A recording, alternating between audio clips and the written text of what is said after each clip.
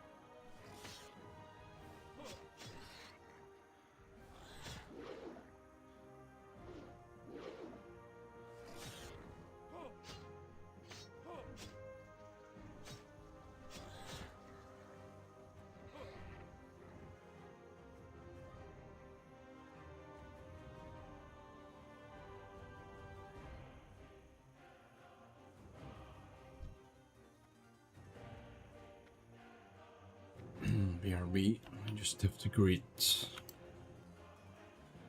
kids that got home now.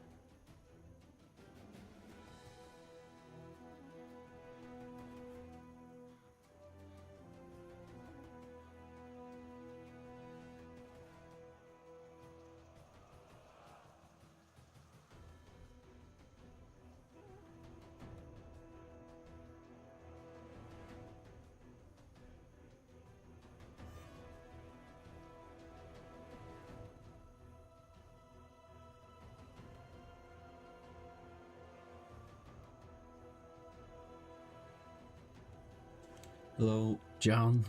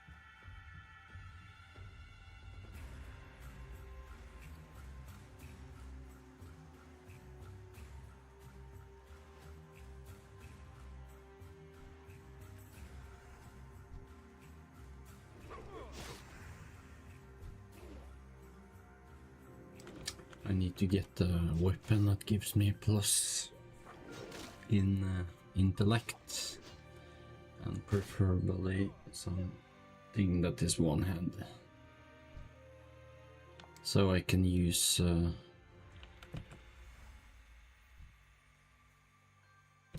shield as well.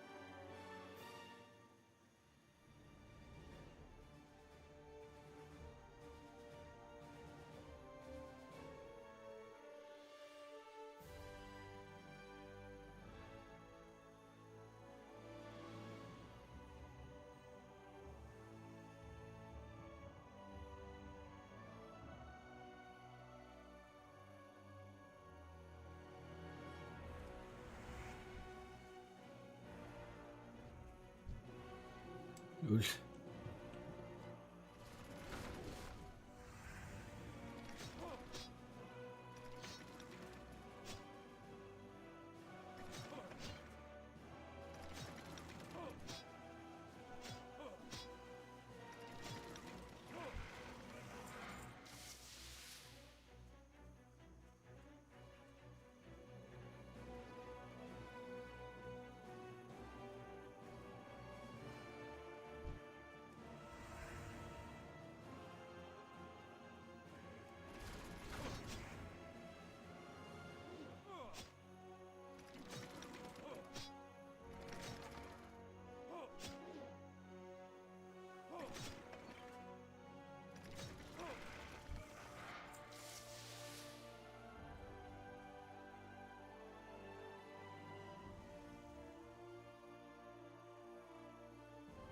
What the hell? Does nothing?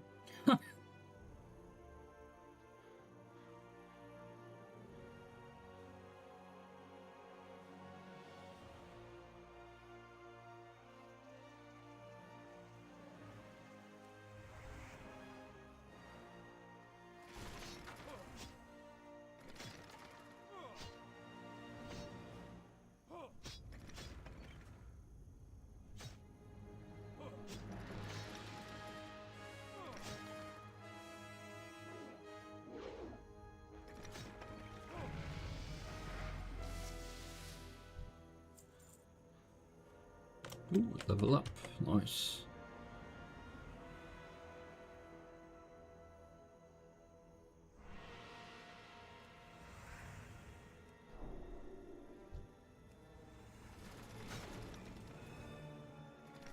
I should go to Gold Jar or something then to level up. Or to learn my new spells. I'm quite sure I get something on 16.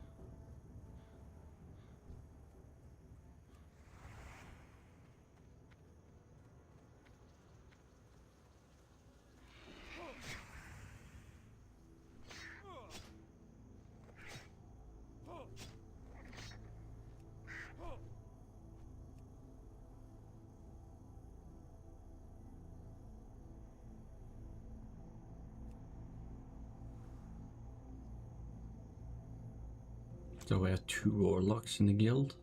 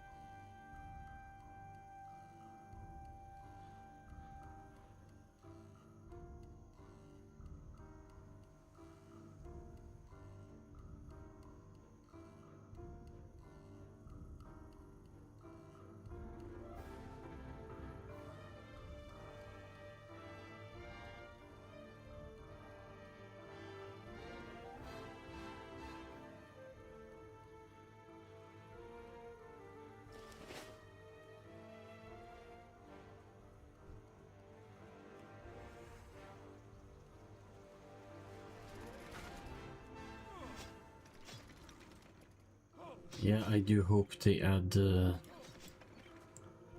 increase the pala buff times.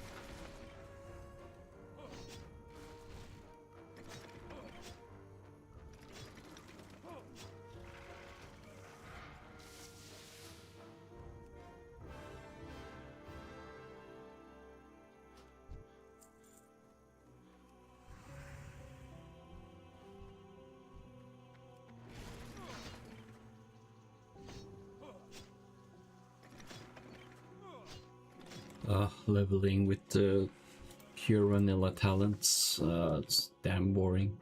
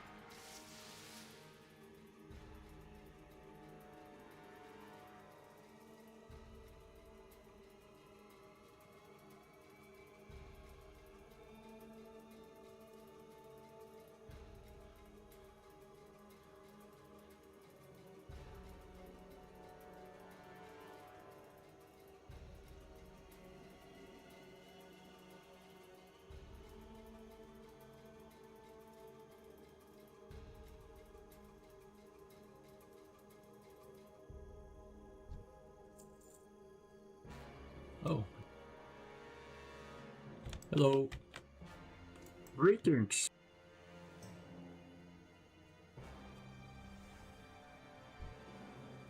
Let's chop these scarecrows down.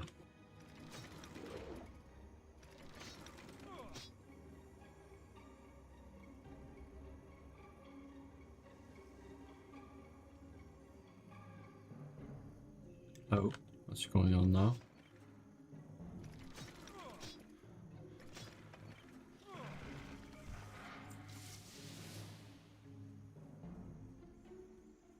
I need some more items. A shield and one hand.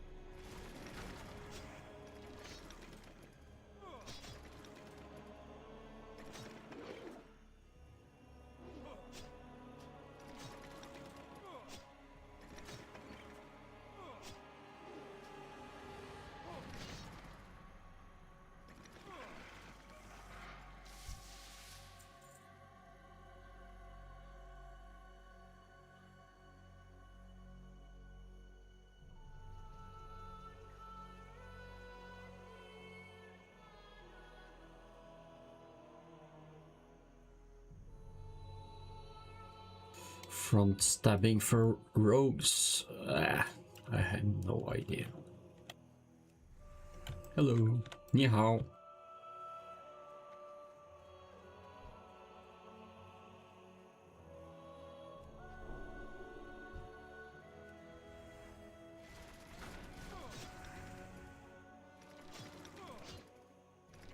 There's so many Chinese players on this server.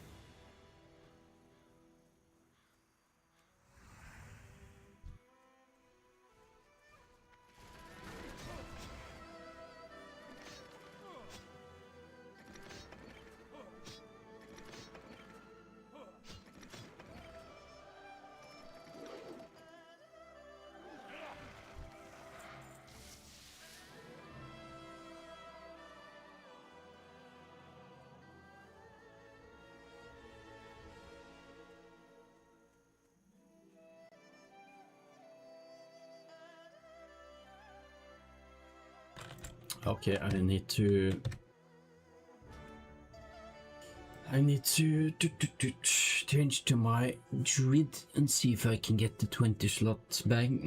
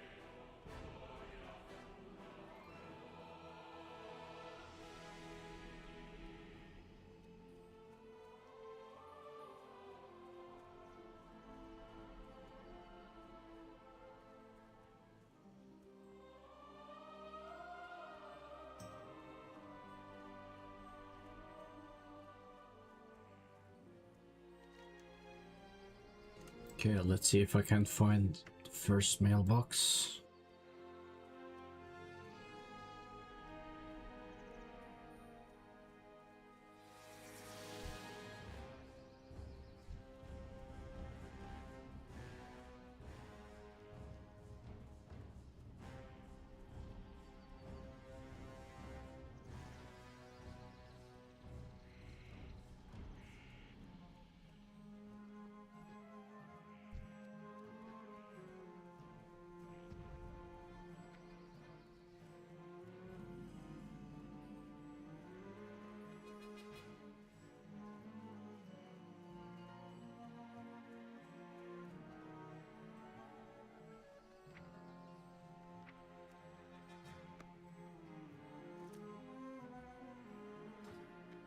Okay, and now I need to go. Ni hao.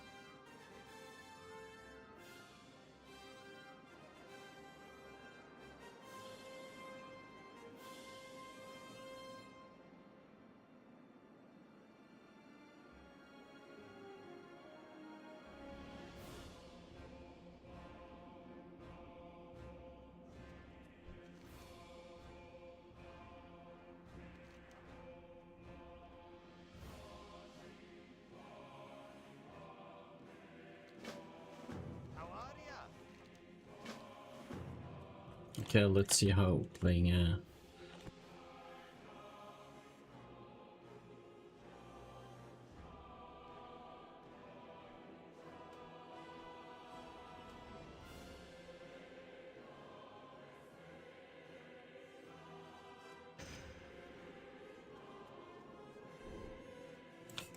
How is playing a mage on this server working?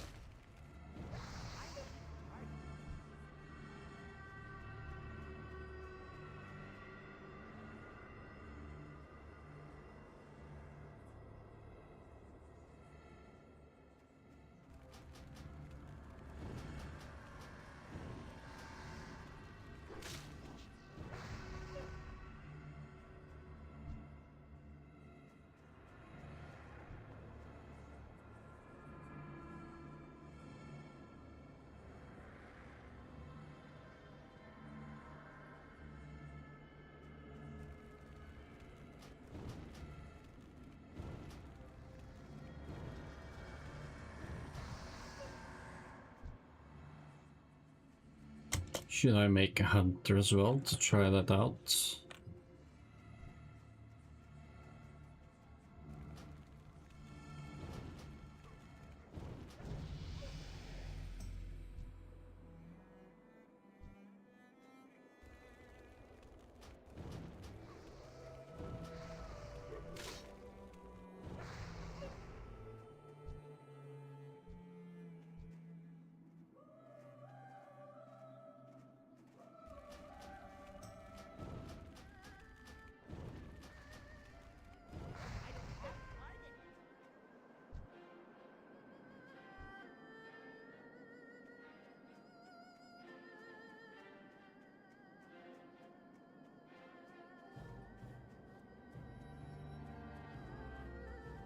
If I make a hunter, what should my name be?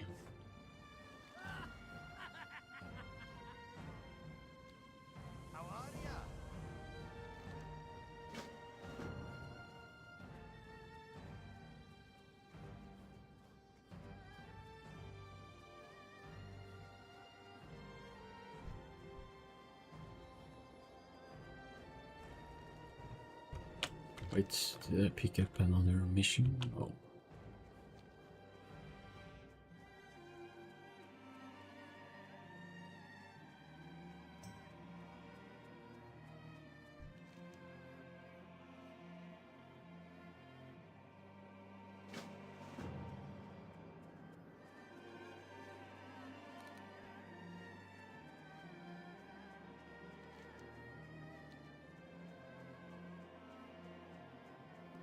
Yeah, where are the drugs? Is it this one side they want? Yeah, it is. Oh.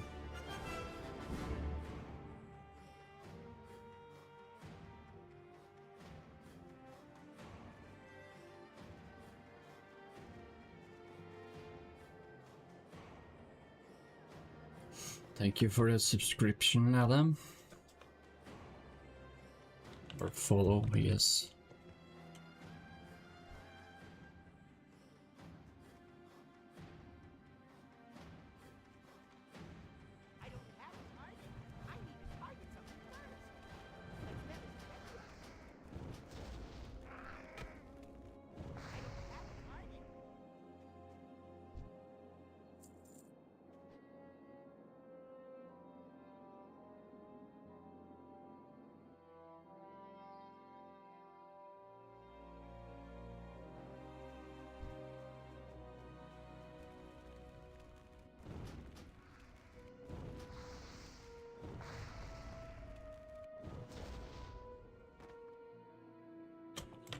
This game client is remade in Unreal Engine.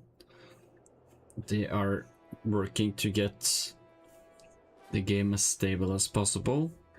After they have done that, hopefully by Christmas, they will start adding the Unreal, like proper modern graphics.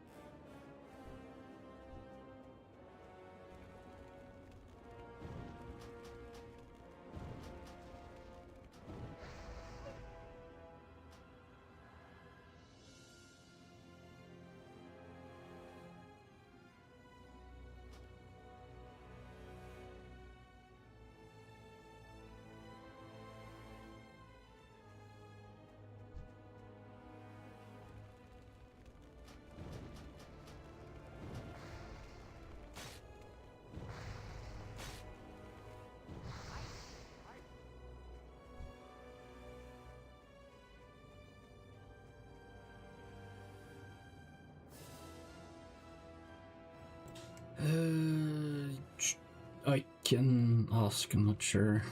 Never tried. I'm just gonna finish this mission and then I can try making a new character.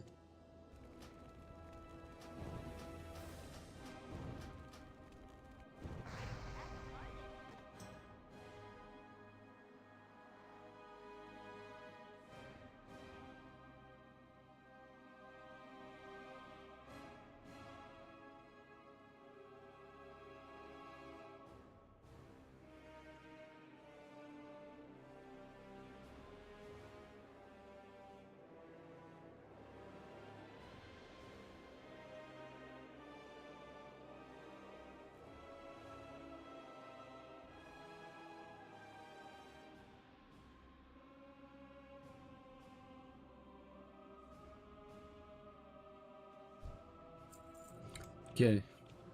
Yes, but only on character creation. I believe there's a quest challenge mode and a hardcore mode. Alright, there's a challenge where you can only gain XP by doing quests.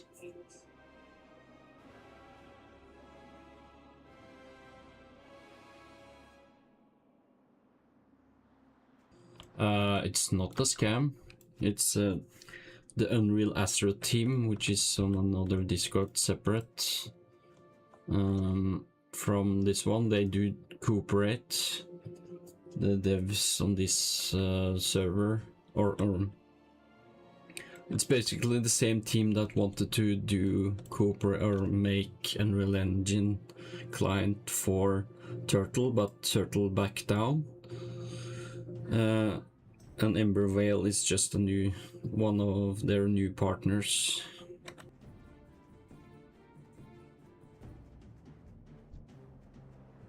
And everyone said, oh, Octo, it's just a scam, it's dangerous, blah blah blah. A lot of people think this about they think that about all new stuff, I guess.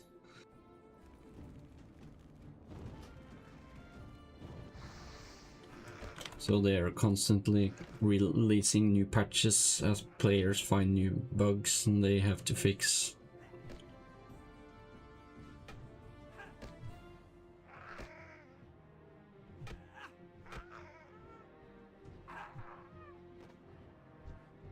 It's the same team, except on Ember Whale, it's a new server team. And I believe the server is hosted somewhere in Russia, so Blizzard can't really touch them, I guess.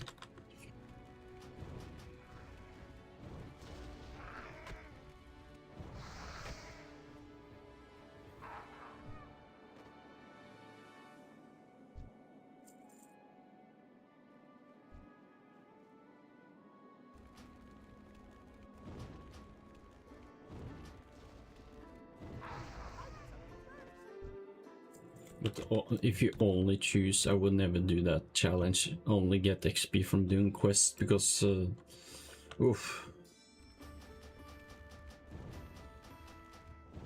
Killing mobs is so easy, just run around, kill. Especially if you target green mobs.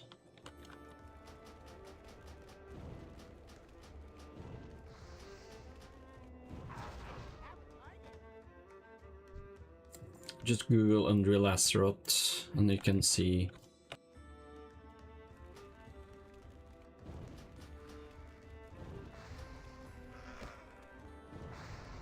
Unreal Azeroth has their own Discord, but the devs or admins from the Ember Whale are also on the Unreal Azeroth Discord, so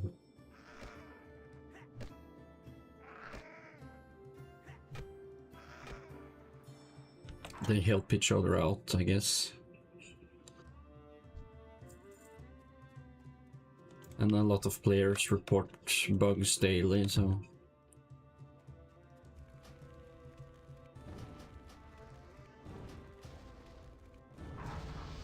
Woo! Level up. Okay, I need to find Rockjaw Trog.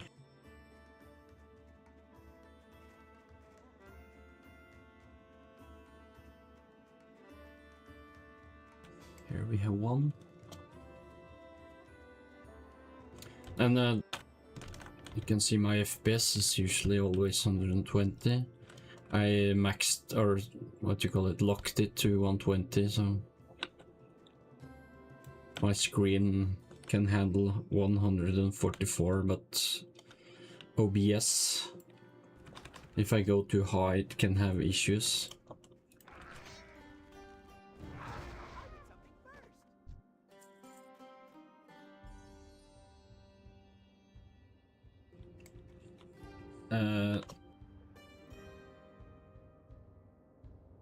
What do you mean with this client? No, it's remade in Unreal Engine, so the client is Unreal, and in Octo, for example, it's 32-bit, so it's a total different client. That's why it's working much better, so...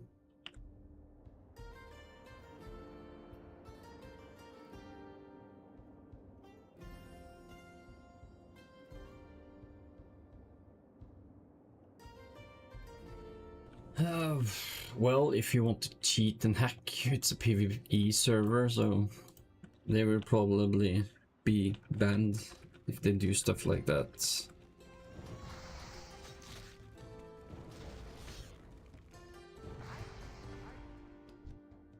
Especially if you're dumb enough to post it on YouTube so the developers can see it with your name and everything.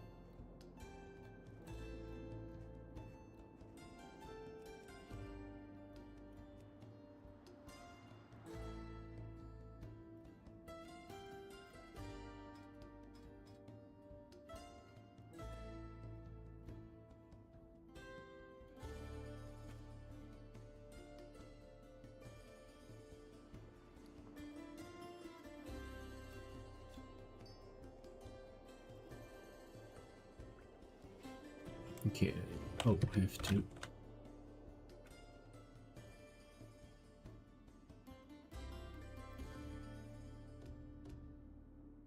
Wait, why can't I see my hit points? It's weird.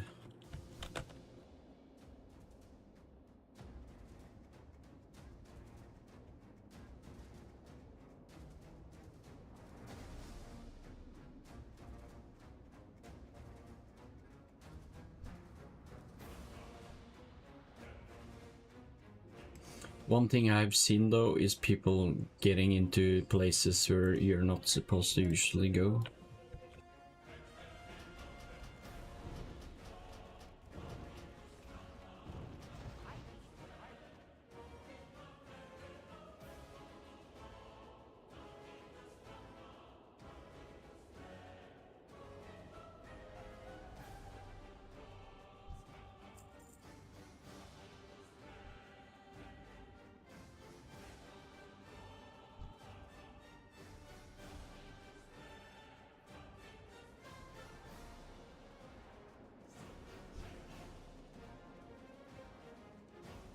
Where the hell are those goblins? No, frogs.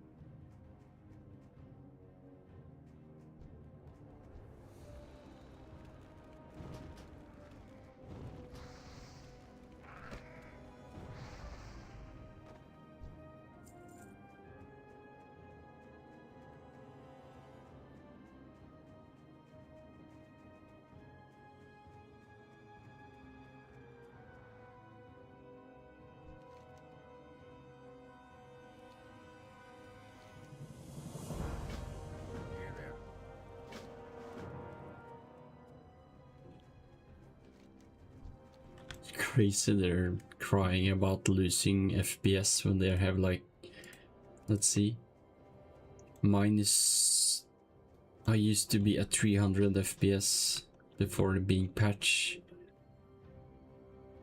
Now I'm rarely above 150. What the fuck?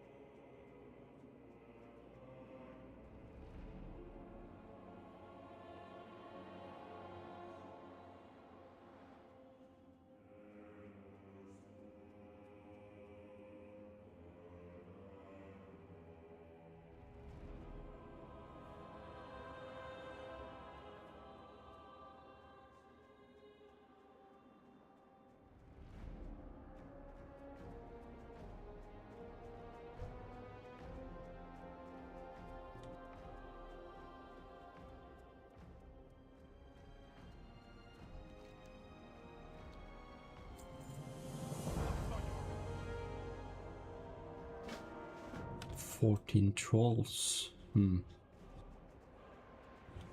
are they? Oh, here they are.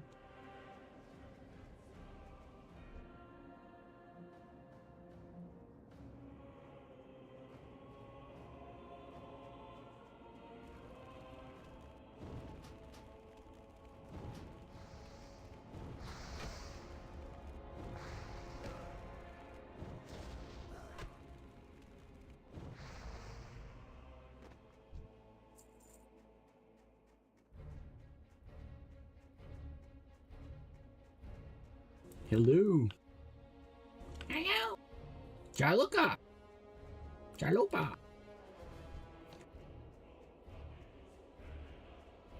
Salutations!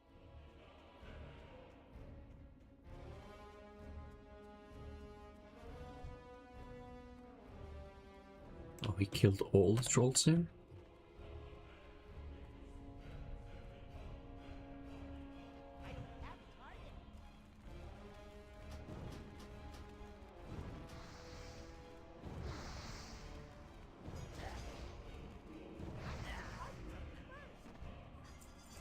So weird that all trolls are like hunchback.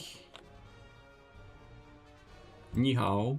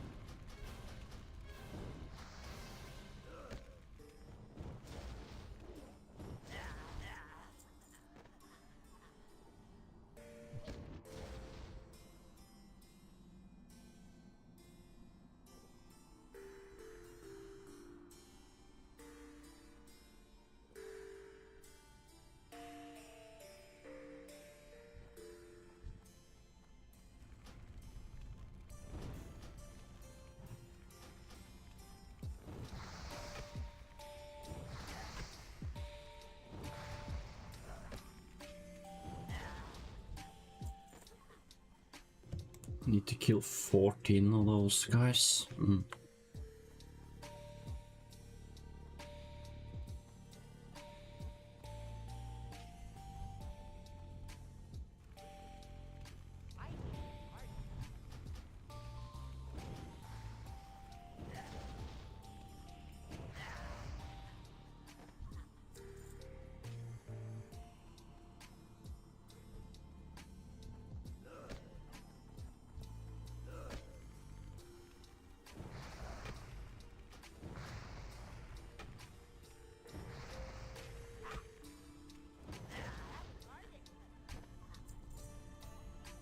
At least the dynamic spawning they have made in this server is really nice.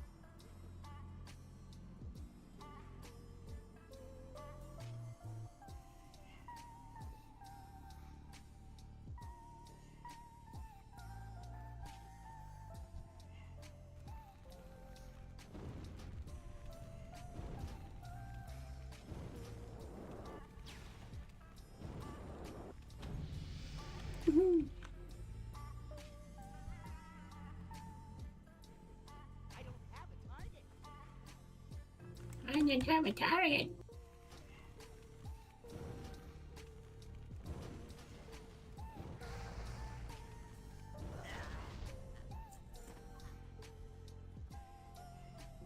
Oh, that's a level 5.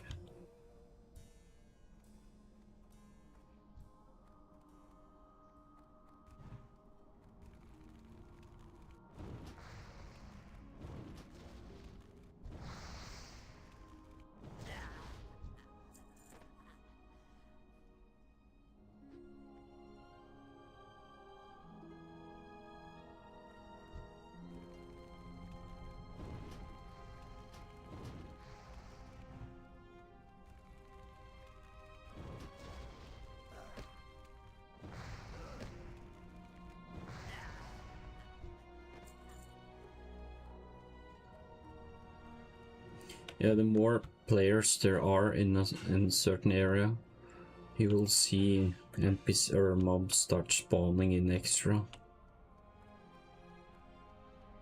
And if they leave, they suddenly just start dying.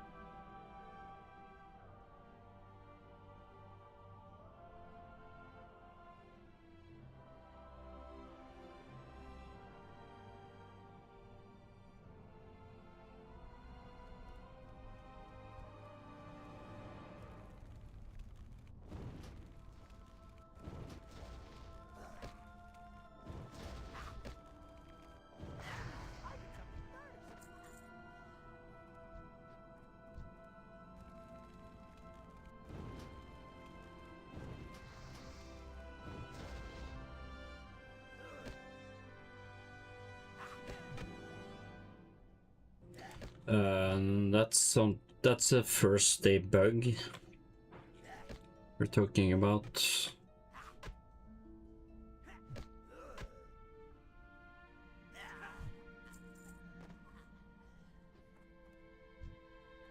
I have no issues like that at least, so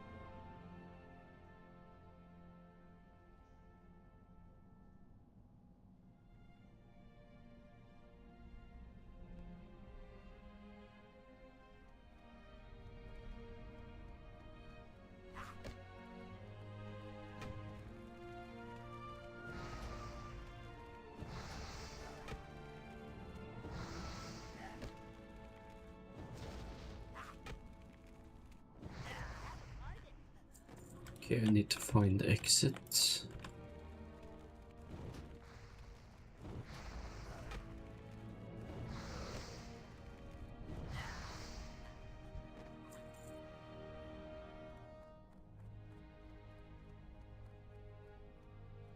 Where the hell is the exit? Oh, here it is.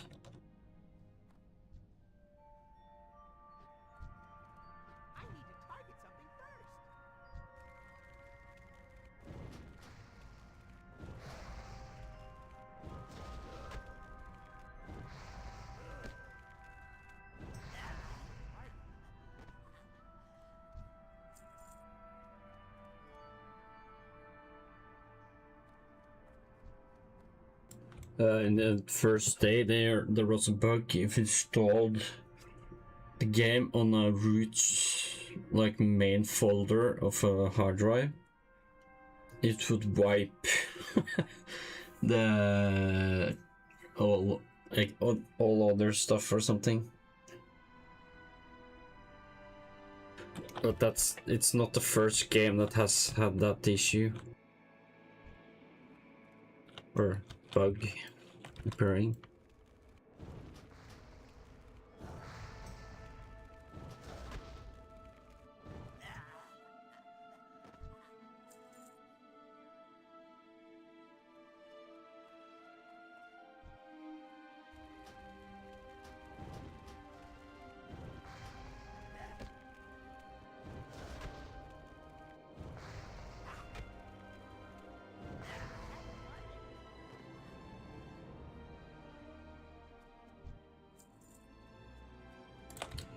Maybe. I don't know. I just know the with every patch they improve stuff, so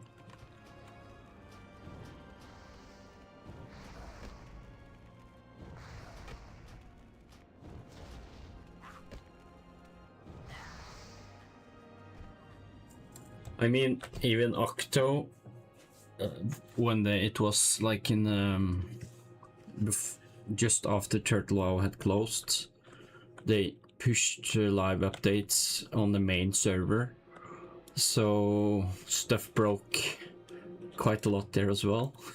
And even one of the game masters spawned, I think, one of the Naxxrama's bosses outside in the world, and it broke the server for like 2 days or something.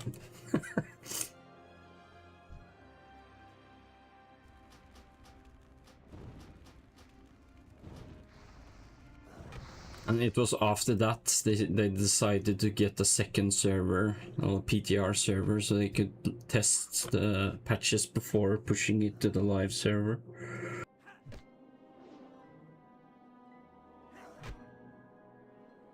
Something like that hasn't happened here yet, but maybe it will.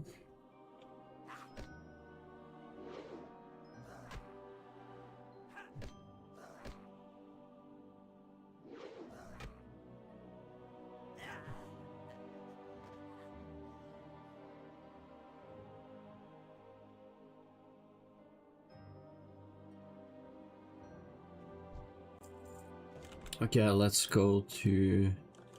Wait, have I finished? No, I still need to find out Strogs. God damn it.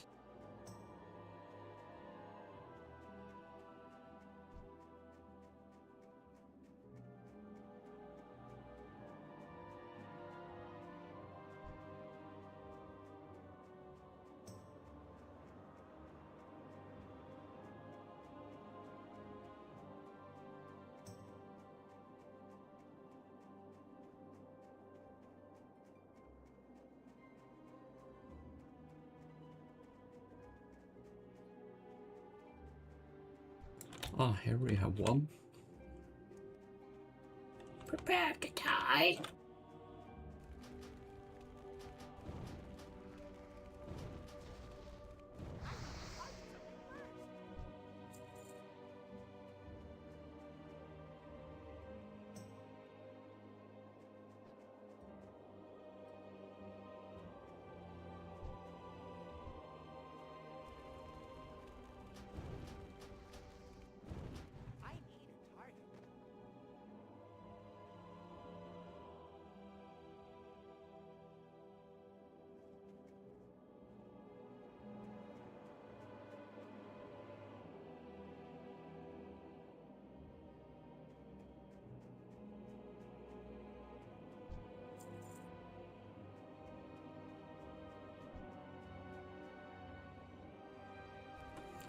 This game is 20 GB RAM. Holy shit.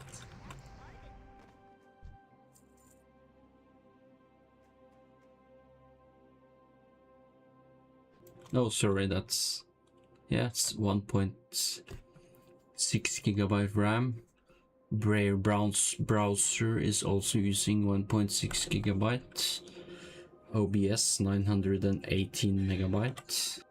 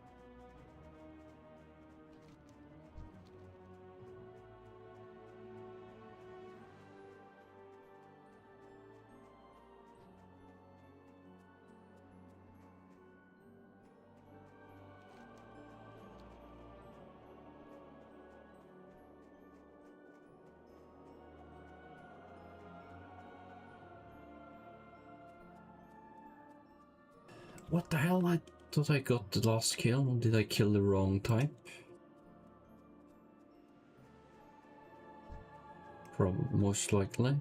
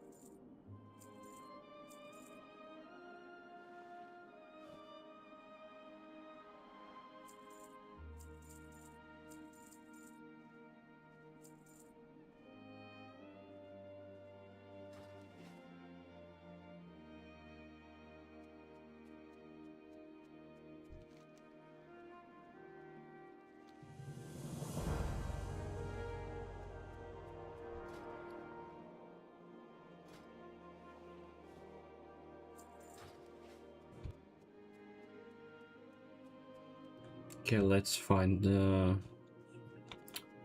inn so I can get the mail.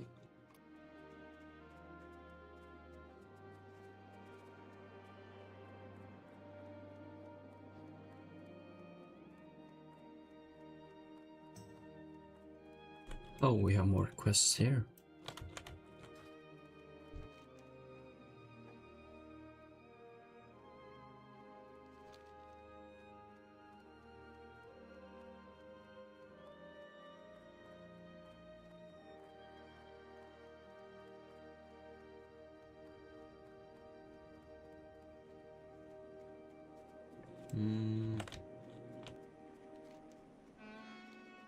Oh, right, I have to go follow this path. Is it the mailbox here? Oh.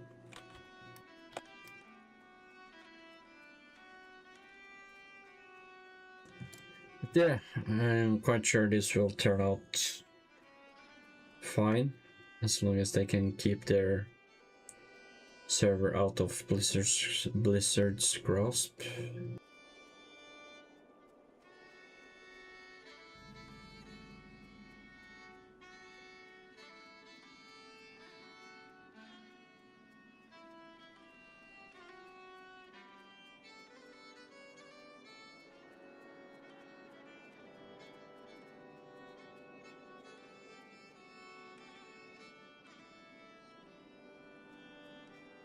Oh, dinner time here.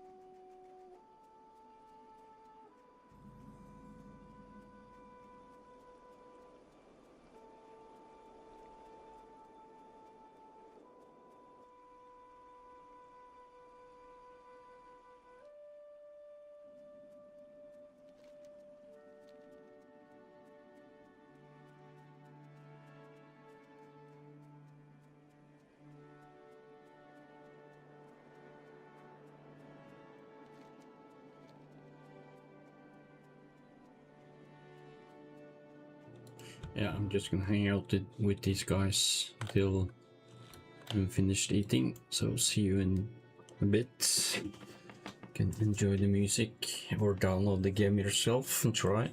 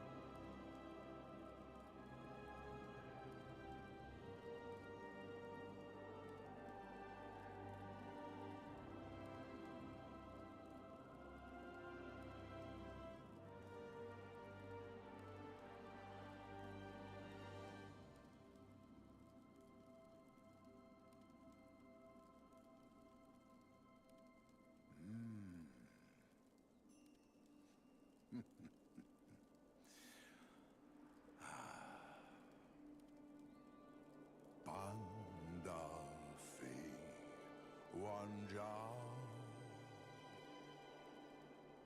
Ya Huibon Suda Shengbea Song Huikwan Shangfui Liu Long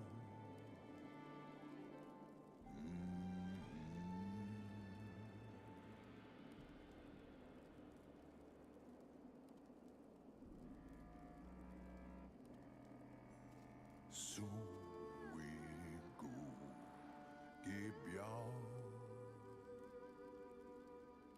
Jia Fu Ma Shui Ya Neon Fong Du Jia Fu I Ki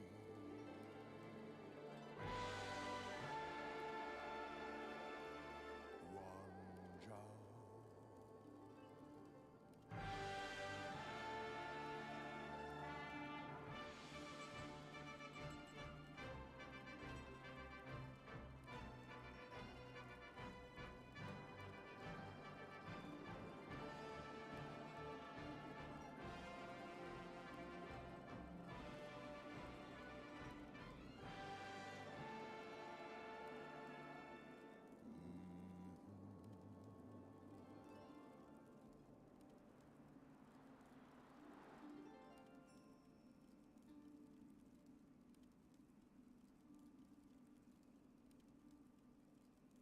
Su Wei Hu Iguan Bia Denga Shiji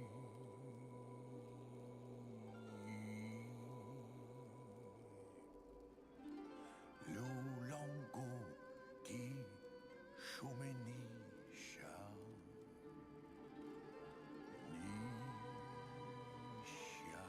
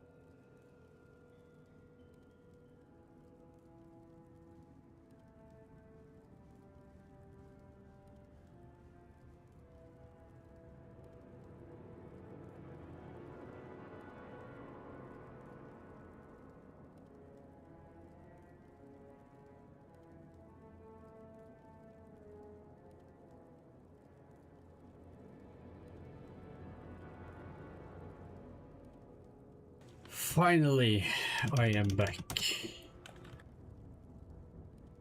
Let's go! Ooh, I have received the mail. That's probably from my guildmate that sent me the bag.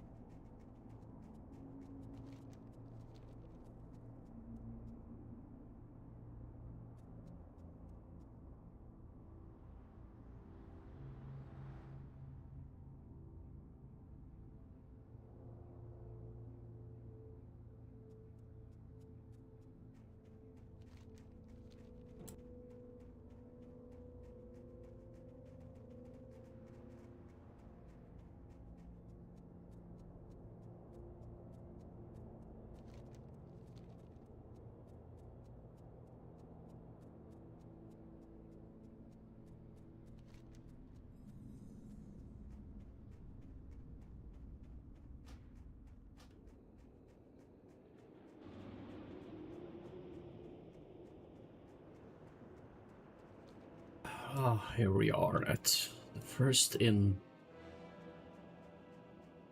Let's first get the mail.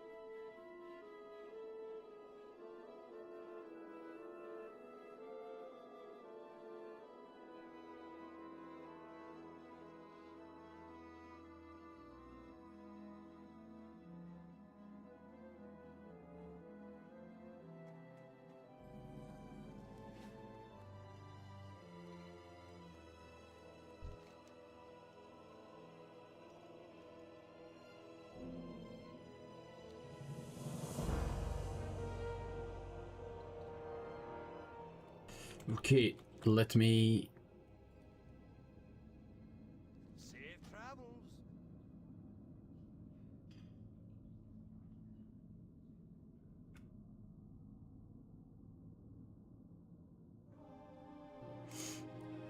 Let me change.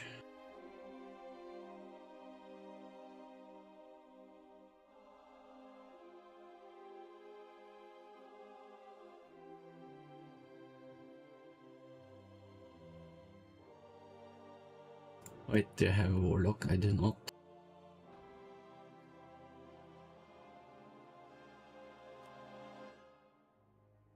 Mm.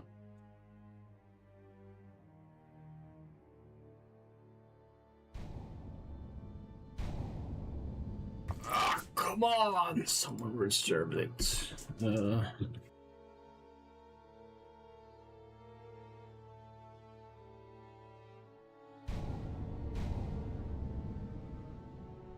Of course, someone chose it.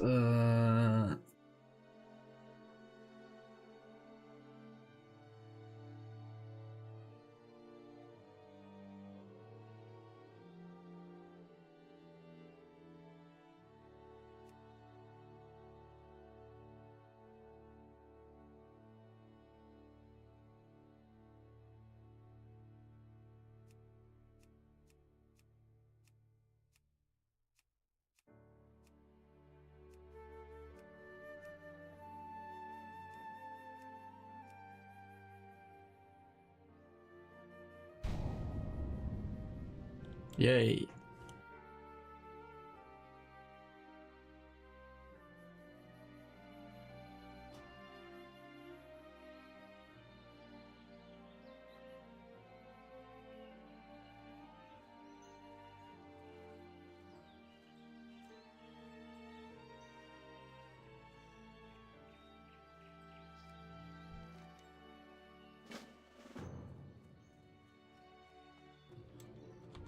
Okay, let's see. That's the first mission, Otto.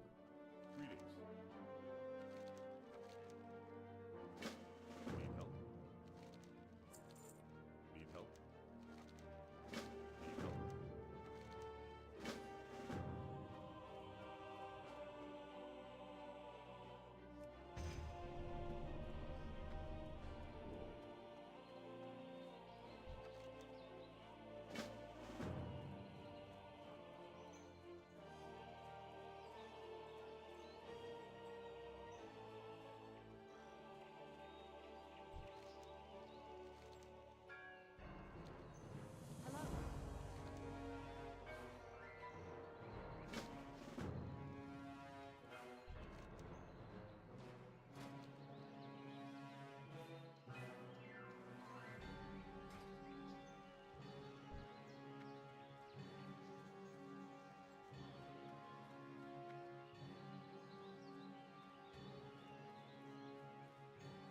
Okay, I'm just gonna run to Goldshire.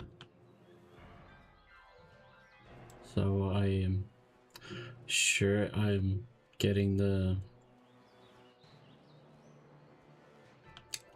20 slot bank.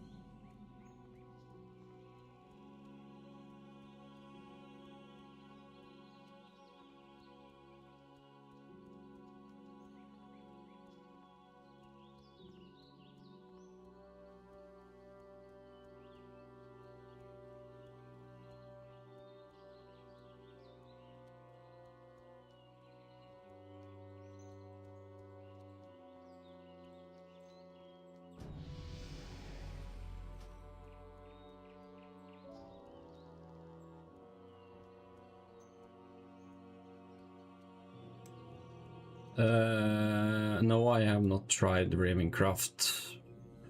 I wanted to try it out because I heard it might use Unreal Engine, but then they said they would not, since as far as I understand,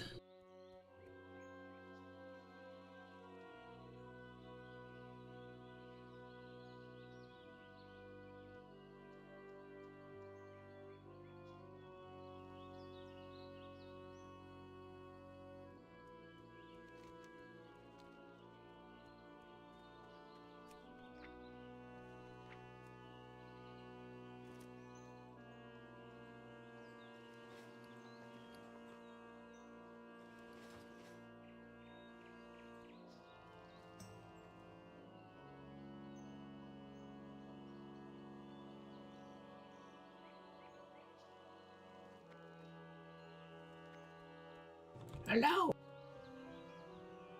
Greetings. Yeah. I have not tried Ravencraft. I don't think I'm gonna try it because it's basically just another turtle clone. Not using Unreal Engine. If I want to play a turtle clone, I can just continue on octowow, where I already have a character.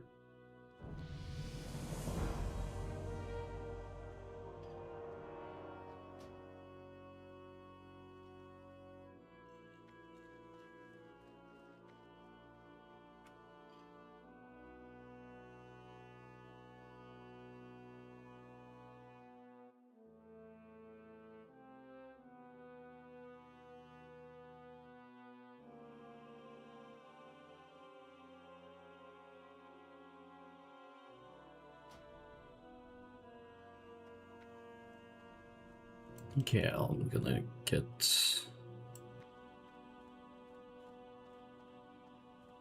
the bag with this character as well.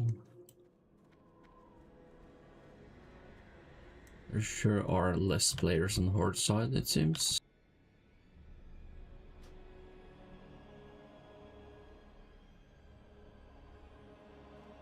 But almost the same. I think Alliance had maybe 200, so a little more.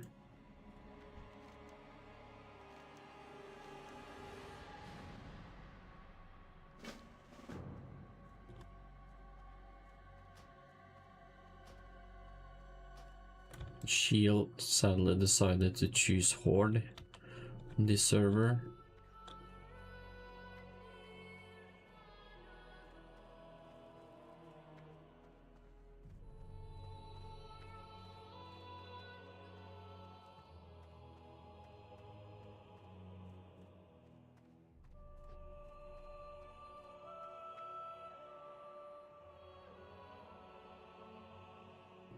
Yeah, but also I also heard that they will not or team up with turtle clones anymore, probably because of the Rico case. If it's true or not, I'm not sure, but yeah, Shield, I mean, a Dutch streamer.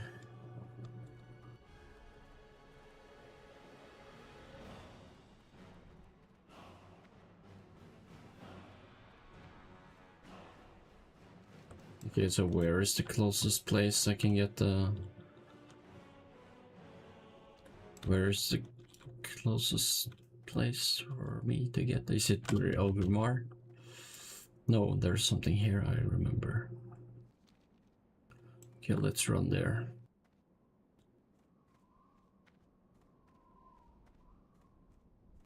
Yeah, they're not gonna reach there unless they provoke another war.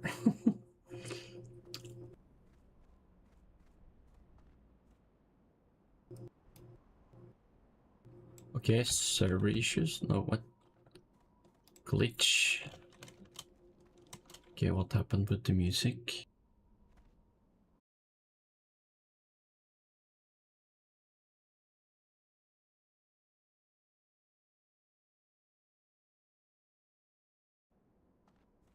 Oh, the music radio died. No, he's from the Netherlands. He's from Holland. Somewhere.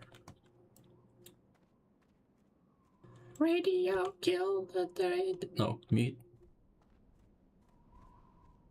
Radio killed the radio star. Have to improvise when the music goes away.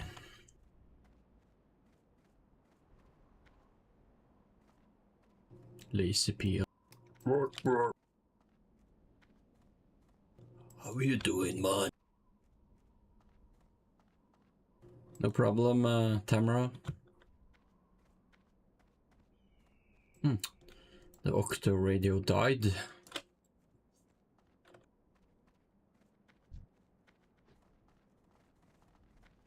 Yeah. Okay, there are some glitches here. They're not. I am not amused. You dispute my honor. I'm getting angry. Well done, Grunt.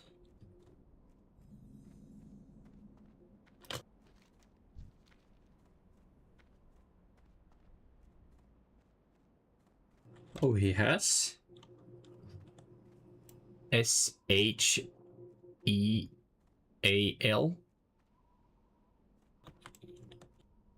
Doesn't... Because he usually he doesn't have the Danish English accent. I think maybe move to Denmark.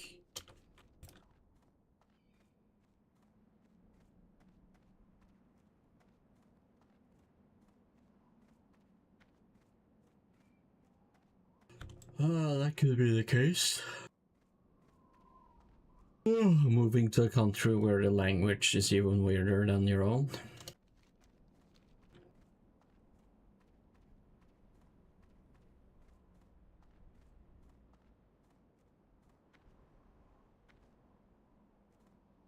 A prerequisite to speak the language is you have to shove a potato down your throat.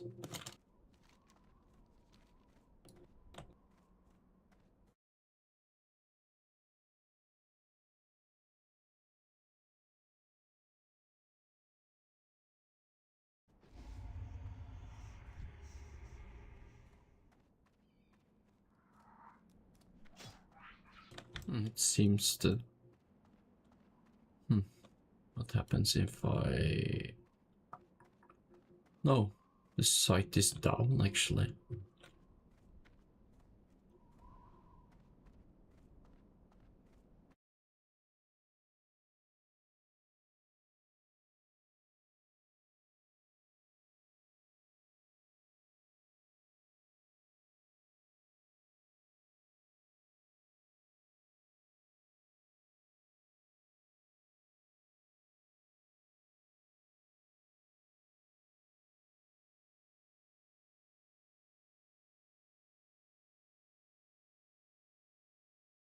Yeah, it seems the game server Octo is down as well.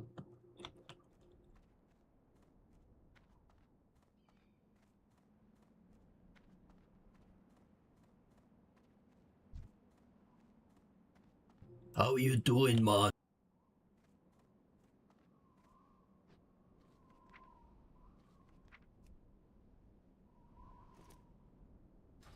Casting ball.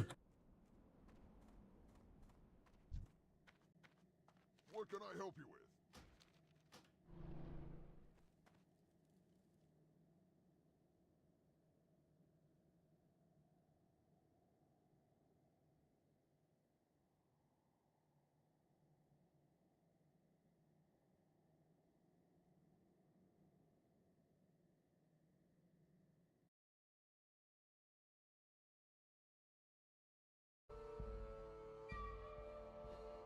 It was probably just a restart.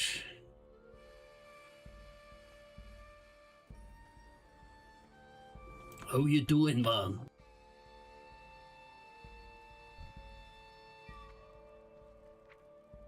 I don't have any special heal or spells yet, so I'm just gonna...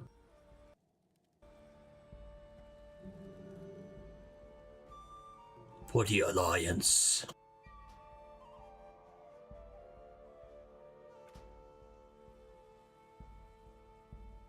What? This is not the inn? What the hell?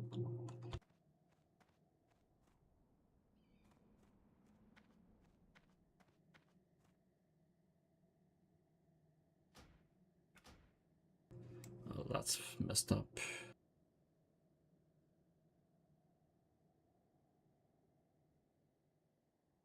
There's innkeeper, but it doesn't count as an inn.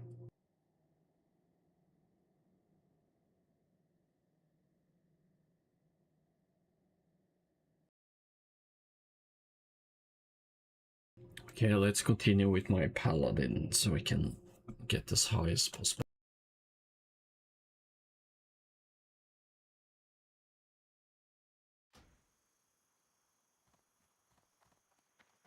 Ni hao.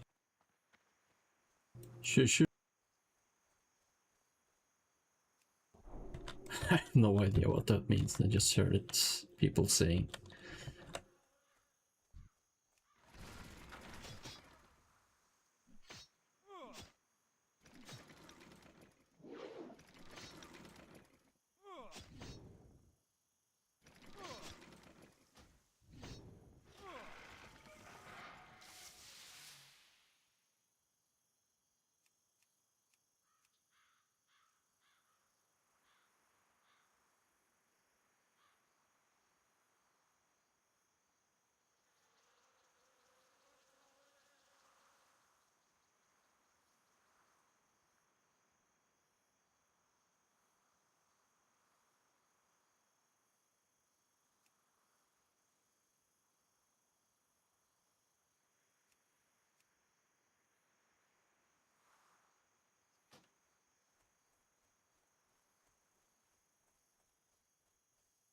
Okay, the radio died again.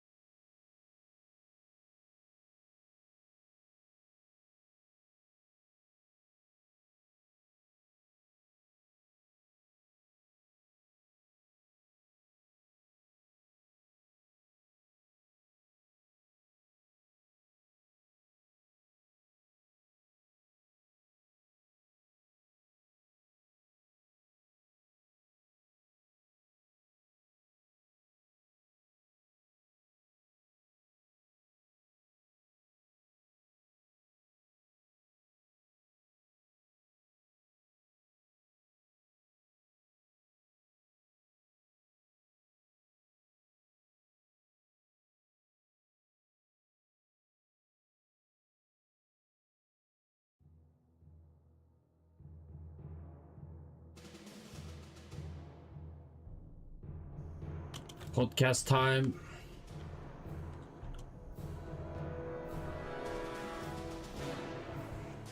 Horus Rising by Dan Abbott. Read by Martin Ellis.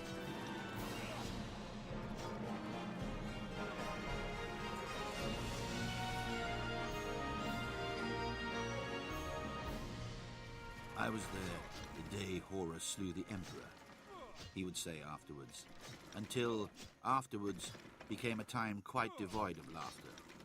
It was a delicious conceit, and his comrades would chuckle at the treason of it. The story was a good one. Audiobook is more precise though. Want to cajole him into telling it, for Togadan was the Joker, a man of mighty laughter and idiot tricks. Loken was always careful to make sure his audience properly understood the irony in his story. It was likely that he felt some shame about his complicity in the matter itself, for it was a case of blood spilled from misunderstanding. But the death of Sejanus was usually all that fixed their attentions. That and the punchline. It had been the 203rd year of the Great Crusade. The commander had been War Master for about a year, since the triumphant conclusion of the Ulanor campaign, and he was anxious to prove his newfound status, particularly in the eyes of his brothers. It was a strange time to be abroad among stars. They had been doing what they had been doing for 2 centuries, but now it felt unfamiliar. It was a start of things, and an ending too. The ships of the 63rd expedition came upon the Imperium by chance. A sudden etheric storm forced a route alteration, and they translated into the edges of a system comprising 9 worlds circling the yellow sun. Detecting the shoal of rugged expedition warships on station at the outsystem edges, the Emperor first demanded to know their occupation and agenda. Then, he painstakingly corrected what he saw as the multifarious errors in their response. Then, he demanded fealty. He was, he explained, the Emperor of mankind.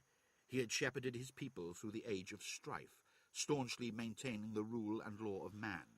He had kept the flame of human culture alight through the isolation of old night. He had sustained this precious fragment until the rest of humanity re-established contact. His soul leapt to see the orphan ships returning to the heart of the Imperium. The orphans would be embraced to his bosom, and then the great scheme of rebuilding would begin, and the Imperium of mankind would stretch itself out again across the stars, as was its birthright. As soon as they showed him proper fealty, as Emperor of mankind. The commander, quite entertained by all accounts, sent Hasta Sejanus to meet with the Emperor in his high city and deliver greeting. Sejanus was the commander's favorite, a warrior and a diplomat in equal measure. Sejanus's martial record, second only to Abaddon's, was easily forgotten when in company with the man himself. Sejanus, with a squad of his finest warriors from the 4th Company, travelled in-system in a gilded barge and was received for audience by the Emperor at his palace on the third planet. And killed. Murdered. Hacked down on the onyx floor of the palace, even as he stood before the Emperor's golden throne. Sejanus and his glory squad, all slaughtered by the Emperor's elite guard, the so-called Invisibles. Apparently, Sejanus had not offered the correct fealty. Indelicately, he had suggested there might actually be another Emperor. The commander's grief was absolute. He had loved Sejanus like a son. They had warred side by side to effect compliance on 100 worlds. But the commander, always wise in such matters, told his signalman to offer the Emperor another chance. This was a mistake, he reasoned. Peace could be salvaged. This Emperor could be made to understand. It was determined that a second embassy would be dispatched. Malagurst volunteered at once. The commander agreed, but ordered the spear tip forwards into assault range. The intent was clear. One hand extended open in peace, the other held ready as a fist. That sombre day, Loken said, the honour of the spear tip had fallen, by the customary drawing of lots, to the strengths of Abaddon, Torgadon, little Horus Aximand, and Loken himself. In silence, tensed and ready to be unleashed, the spear tip watched as the shuttle convoy bearing Malagurst and his envoys arced down towards the third planet. Surface batteries smashed them out of the heavens as the burning scads of debris from Malagurst's flotilla billowed away into the atmosphere. The Emperor's fleet elements rose up out of the oceans, out of the high cloud, out of the gravity wells of nearby moons. 600 warships revealed and armed for war. Abaddon made a final personal plea to the Emperor, beseeching him to see sense. The warships began to fire on Abaddon's spear tip. "My commander," Abaddon relayed to the heart of the waiting fleet. "There is no dealing here. This fool impostor will not listen." And the commander replied, "Illuminate him. Avenge the blood of my noble Sejanus. Decimate this Emperor's elite murderers, and bring the impostor to me." And so, Loken would sigh, we made war upon our brethren, so lost in ignorance.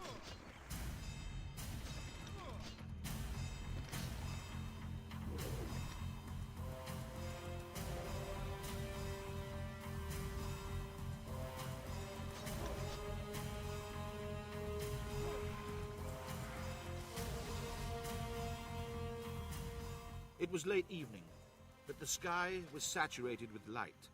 Spectral shapes swam high in the upper atmosphere, ships engaging in a swirling mass, charting brief, nonsensical zodiacs with the beams of their battery weapons. At ground level, around the wide basalt platforms that formed the skirts of the palace, gunfire streamed through the air like horizontal rain, hosing coils of tracer fire that dipped and slithered heavily like snakes, die-straight zips of energy that vanished as fast as they appeared, and flurries of bolt shells like blizzarding hail. Black, humanoid figures paced slowly in across the limits of the palace sprawl. They were shaped like armoured men, and they trudged like men, but they were giants, each one 140 metres tall. The Mechanicum had deployed a half-dozen of its Titan war engines. Nice. Around the Titan's soot-black ankles, troops flooded forward in a breaking wave 3 kilometers wide. The lunar wolves surged like the surf of the wave, thousands of gleaming white figures bobbing and running forward across the skirt platforms, detonations bursting amongst them, lifting, rippling fireballs and trees of dark brown smoke. Each blast judded the ground with a gritty thump and showered down dirt. Assault craft swept in over their heads low, between the shambling frames of the wide-spaced Titans, fanning the slowly lifting smoke clouds into sudden, energetic vortices. It was 10th Company's first taste of mass war since Ulanor. Oh. There had been skirmishes and scraps, elite. but nothing testing. Loken was glad to see that his cohort hadn't grown rusty. The unapologetic regimen of drills and exercises he'd maintained had kept them as sharp and serious as the terms of the oaths of moment they had taken just hours before. Ulanor had been glorious. The greenskin had been a pernicious and resilient foe. that they had broken his back and kicked over the embers of his revel fires. But this was not like Ulanor at all. This was modern warfare in a civilized place. This was man against man, inside the monolithic precincts of a cultured people. The enemy possessed ordnance and firearms, every bit the technological match of the Legio forces. Through the green imaging of his visor, Loken saw armored men with energy weapons ranged Where the against hell them. is he? He saw tracked weapon carriages, automated artillery, nests of 4 or even 8 automatic cannons shackled together on cart platforms that lumbered forward on hydraulic legs. Not like Ulanor at all. That had been an ordeal. This would be a test. Equal against equal. Like against like. Except that for all its martial technologies, the enemy lacked one essential quality, and that quality was locked within each and every case of Mark IV power armor, the genetically enhanced flesh and blood of the Imperial Astartes. Modified, refined, post-human, the Astartes were superior to anything they had met or would ever meet. As Horus himself once said, "The only thing that can beat an Astartes is another Astartes." And they had all laughed at that. The impossible was nothing to be scared of. The enemy, You check your mail silver, firmly held the induction gates into the inner palace. if you're talking about the 20 slot bag. Thick through the chest and shoulders, and at the peak of fitness. Not one of them, not even the tallest, came up to the chin of one of the lunar wolves. You have to log in today. Well-armed children, it had to be said. Through the billowing smoke and the jarring detonations, Loken led the veteran first squad up the steps at a run. The plasteel soles of their... Oh shit! First squad, 10th Company. Hellbore Tactical Squad. Gleaming giants in pearl-white armor, the wolf head insignia stark black on their auto-responsive shoulder plates. The night air shimmered with the heat distortion of weapons discharge. Some kind of upright, automated mortar was casting a sluggish, flaccid stream of munition charges over Brill? No, you're playing Horde. the Sergeant Jubilant struck over the link. You The fool battle of a toque. carrying the squad's plasma cannon obeyed without hesitation. For a dazzling half-second, a 20-meter ribbon of light linked the muzzle of his weapon. I guess we will meet on the battlefield then. Then the device engulfed the facade of the palace in a wash of yellow flame. Dozens of enemy soldiers were cast down by the blast. Several were thrown up into the air, landing crumpled and boneless. Oh, at least we can make Alliance and Horde on the same. Wildfire chipped and pattered off their armor. Loken felt the distant sting of it. Brother Callans stumbled and fell, but righted himself again almost at once. Loken saw the enemy scatter away from their charge. "10th Company," Loken shouted, "for the War Master." The war cry was still unfamiliar, just another aspect of the newness. It was the first time Loken had declaimed it in war, the first chance he'd had since the honor had been bestowed by the Emperor after Ulanor. The true Emperor. "Lupercal! Lupercal!" the wolves yelled back as they streamed in, choosing to answer with the old cry, the Legion's pet name for their beloved commander. They stormed the palace. Loken paused by one of the induction gates, urging his front-runners in, carefully reviewing the advance of his company main force. Hellish fire continued to rake them from the upper balconies and towers. Reports flooded in. Axeman's force, 5th Company, had secured the Regency and the pavilions on the ornamental lakes to the west of the High City. Torgadon's men were driving up through the lower town, slaying the armor sent to block them. Loken looked east. 3 kilometers away, across the flat plain of the basalt platforms, Abaddon's company, 1st Company, was crossing the bulwarks into the far flank of the palace. Loken magnified his view, resolving hundreds of white-armored figures pouring through the smoke and shot fire.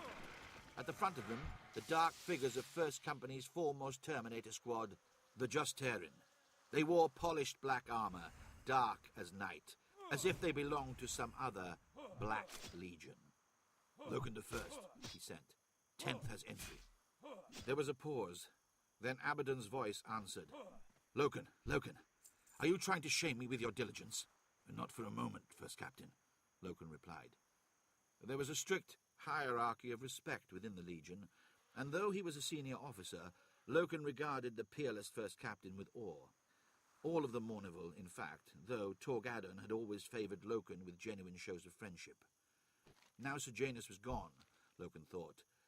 The aspect of the Mournival... Just waiting for the warlock, and we can try to kill the rear. Abaddon sent. I'll meet you at the feet of this false emperor. Reloading, Loken entered the palace through the induction gates. Stepping over the enemy dead, he moved down the inner hall, hearing the echo of gunfire from deeper in the palace compound. The body of a brother lay slumped in a doorway to his left. Margex, one of the Legion's apothecaries, was bending over him. He glanced up as Loken approached and shook his head. "Who is it?" "Tybor, of 2nd Squad," Margex replied. Loken frowned as he saw the devastating head wound that had stopped Tybor. "The Emperor knows his name," Loken said. Loken left the apothecary to his work and pushed on down the hall. In a wide colonnade ahead, the towering walls were decorated with frescoes, showing familiar scenes of a haloed emperor upon a golden throne. How blind these people are, Loken thought. How sad this is. One day, one single day with the iterators, and they would understand.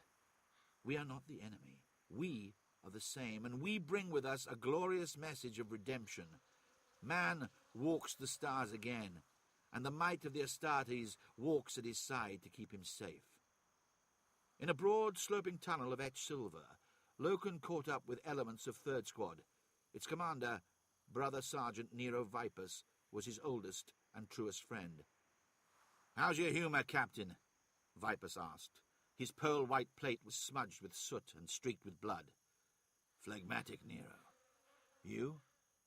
"Choleric. Red-raged, in fact. I've lost a man and 2 more of mine are injured. There's something covering the junction ahead. Something heavy. Rate of fire like you wouldn't believe." "Tried fragging it?" 3 grenades. No effect. And there's nothing to see, Garvey. We've all heard about these so-called invisibles, the ones that butchered Sejanus. I was wondering... "Leave the wondering to me," Loken said. Vipus nodded and redirected his men. Loken pushed up past them to the disputed junction. It was a vault-roofed crossways where 4 hallways met. The area read cold and still to his imaging. Okay, he's almost here. The Auslight floor had been chewed Hello. and peppered with thousands of impact craters. Greetings, little one. Had been right. There was no sign of an enemy present.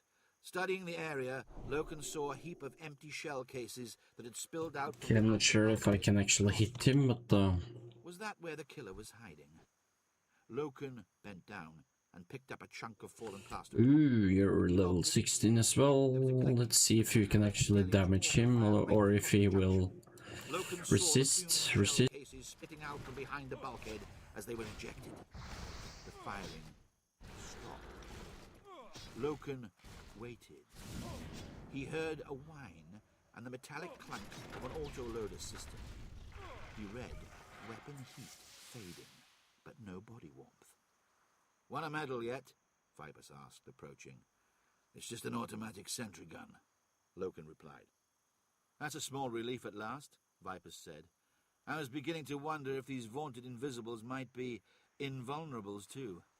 I'll call up Devastator support to..." "Just give me a light flare," Loken said.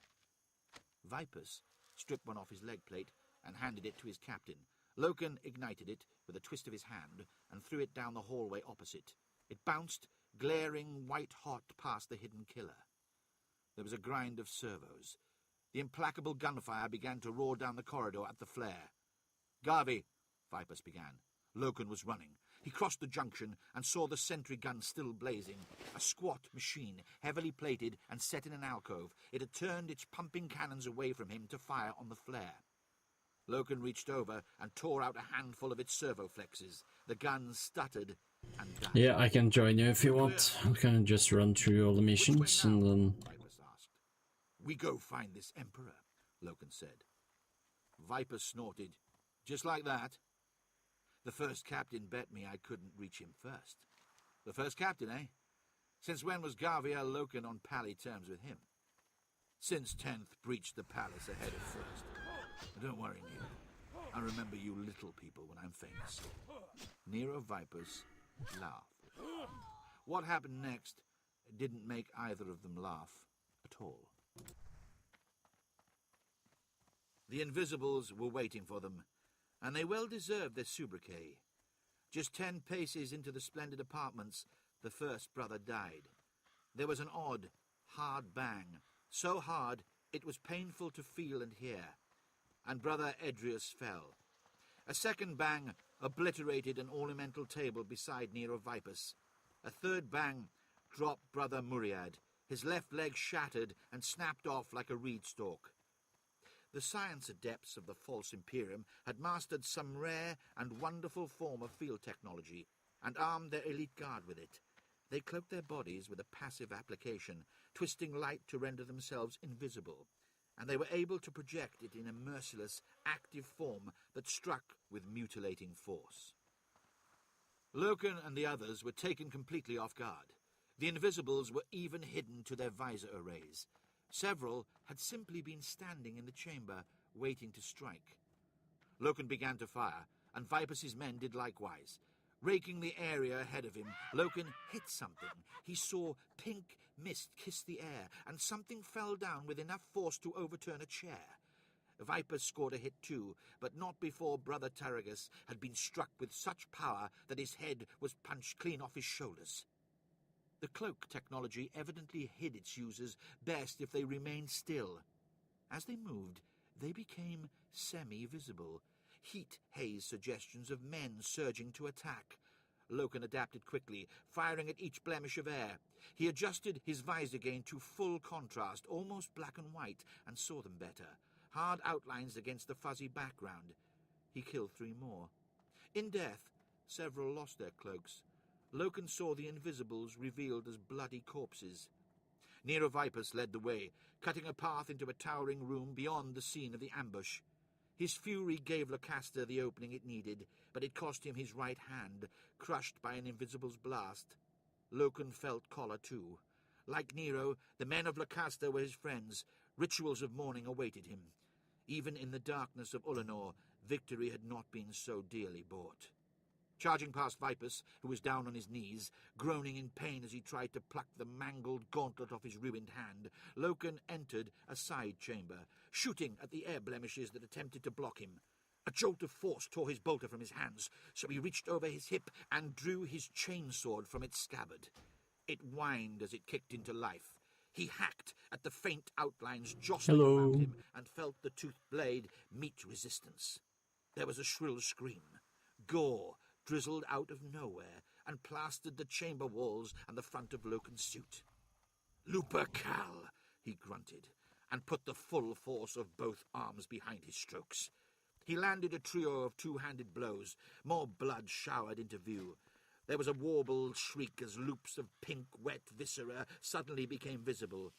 A moment later, the field screening the soldier flickered and failed, and revealed his disemboweled form, trying to hold his guts in with both hands. Invisible force stabbed at Loken again. I have not played retail since Battle for Athroth. He rounded and swung the chainsword. The blade struck something, and shards of metal flew out. The shape of a human figure suddenly filled in.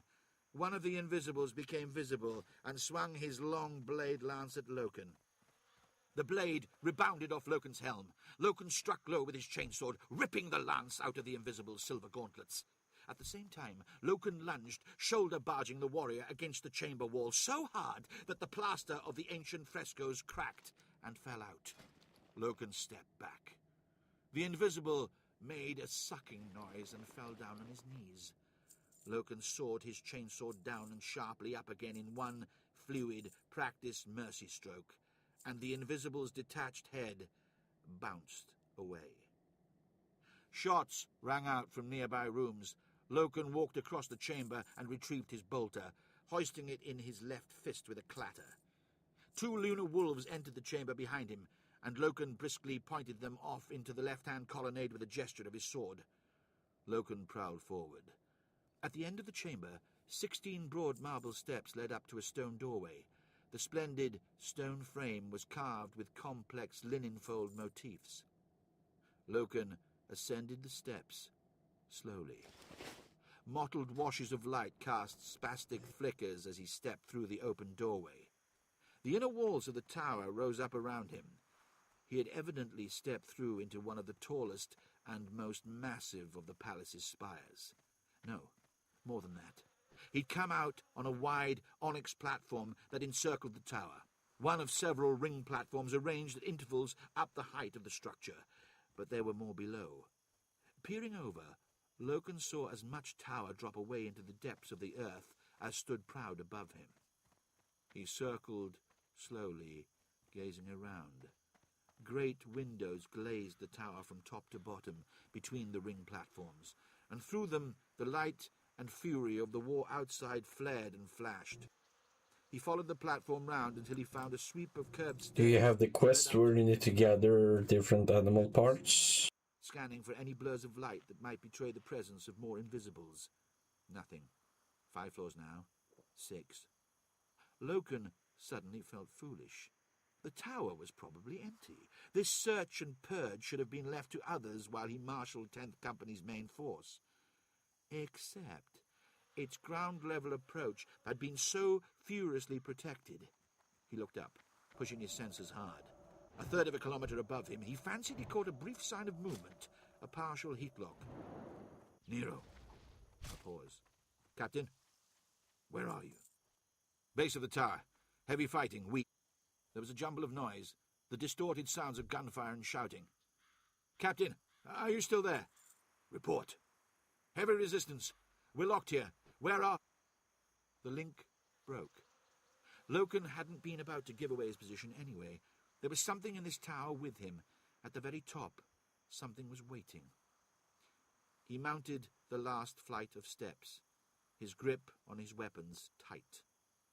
The uppermost ring platform formed the base of the tower's top section, a vast cupola of crystal glass petals, ribbed together with steel spars that curved up to form a finial mast at the apex high above. On one side of the platform, its back to the great windows, sat a golden throne. It was a massive object, a heavy plinth of 3 golden steps rising to a vast gilt chair with a high back and coiled armrests. The throne was empty. Loken lowered his weapons.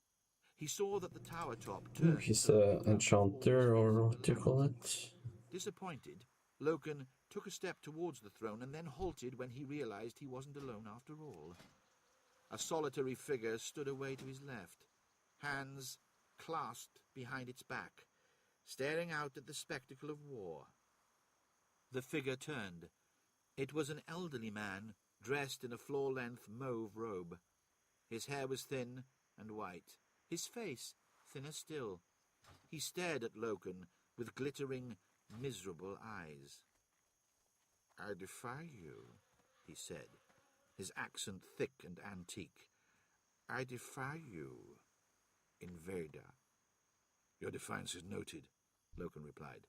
"But this fight You need the pig. Okay. The Imperium of Man will triumph over all its enemies," the man replied. "Yes," said Loken. "Absolutely, will. You have my promise." The man faltered, as if he did not quite understand. "Am I addressing the so-called Emperor?" Loken asked. He had switched off and sheathed his sword, but he kept his bolter up to cover the robed figure. "So-called," the man echoed. "So-called. You cheerfully blaspheme in this royal place. You are some impostor, some evil demon." "I am a man like you," the other scoffed. "You are an impostor, made like a giant, malformed and ugly. No man would wage war upon his fellow man like this." Okay. He gestured disparagingly at the scene outside. "Your hostility started this," Loken said calmly. "You would not listen to us or believe us. You murdered our ambassadors. You brought this upon yourself. We are charged with the reunification of mankind throughout the stars in the name of the Emperor. We seek to establish compliance amongst all the fragmentary and disparate strands. Most greet us like the lost brothers we are. You resisted. You came to us with lies. We came with the truth. Your truth is Nice. obscenity. Sir, the truth itself is amoral. It saddens me that we believe the same words but value them so differently. That difference has led directly to this bloodshed. The elderly man sagged, deflated. You could have left us alone. What? Loken asked. If our philosophies are so much at odds, you could have passed us by and left us to our lives, unviolated. Yet you did not. Why? Why did you insist on bringing us to ruin? Are we such a threat to you? Because the truth, Loken began, is amoral, so you said. But in serving your fine truth, you make yourself immoral. Loken was surprised to find he didn't know quite how to answer. He took a step forward and said, I request your surrender, sir. You are the commander, I take it, the elderly man asked. I command 10th Company. You are not the overall commander, then. I will submit I'm to starting him to get and tired. to him alone. The terms of your Just surrender need to get are something to negotiable. drink. I think I will Not get myself some even do that coffee. for me. Will you not even do me that honor?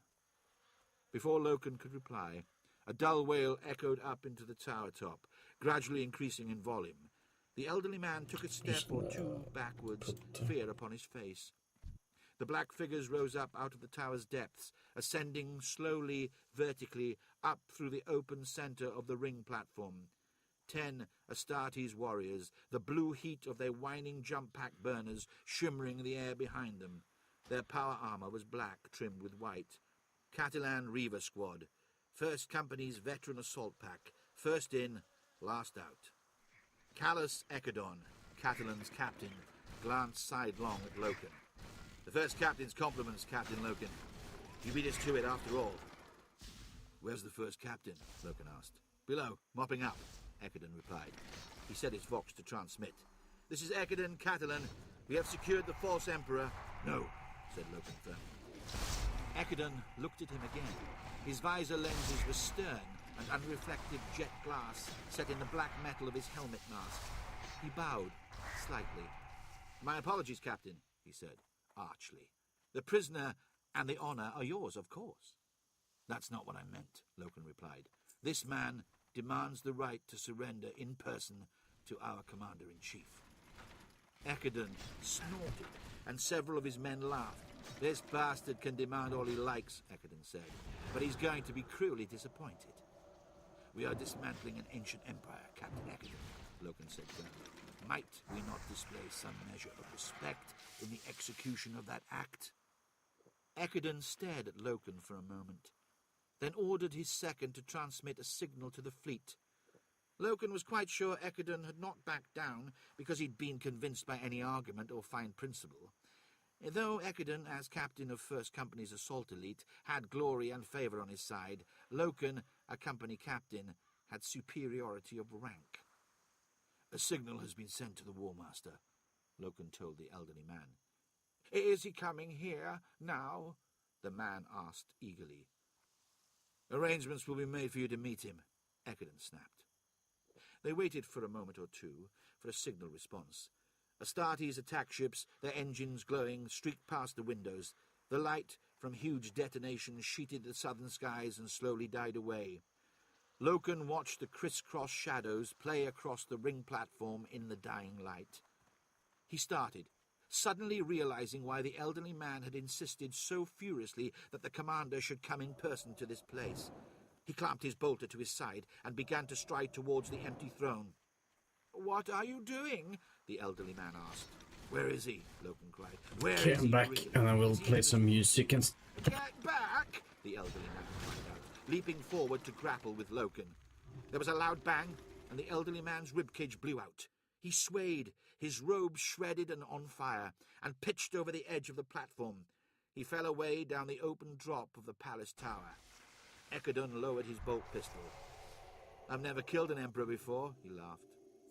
That wasn't the emperor, Loken yelled. He was close to the empty throne now, reaching out a hand to grab at one of the golden armrests. A blemish of light, almost perfect.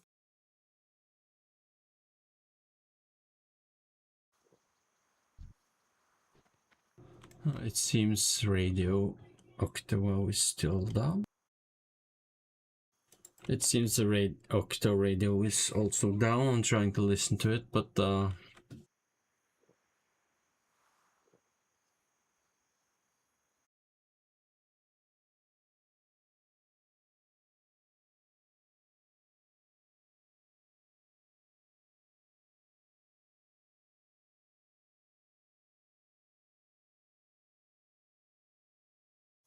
yeah, it seems octo is still down. No, I don't have any add-ons.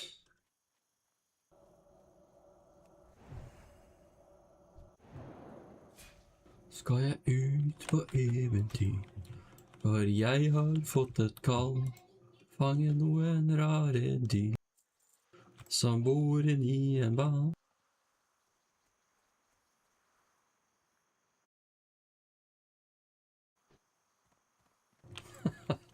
That was the start of the Norwegian Pokemon song.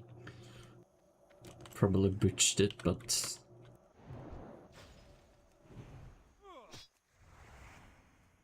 nice and nice.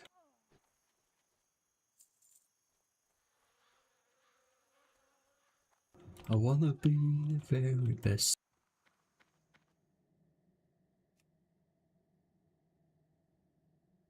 Think I did this one? No, wait.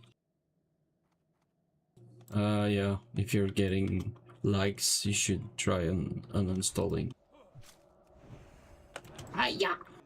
Blades of light.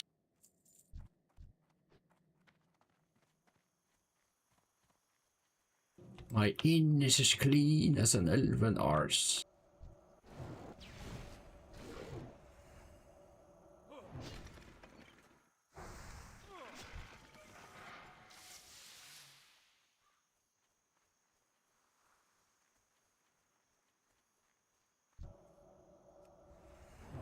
Ah, Motaron, you are so aggravating.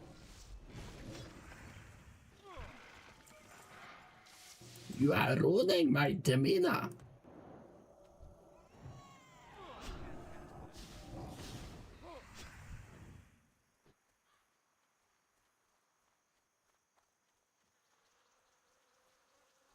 One silver if you know where those voices are from.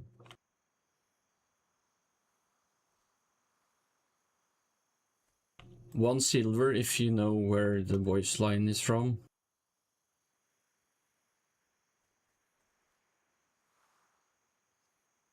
You mess with me, you mess with you.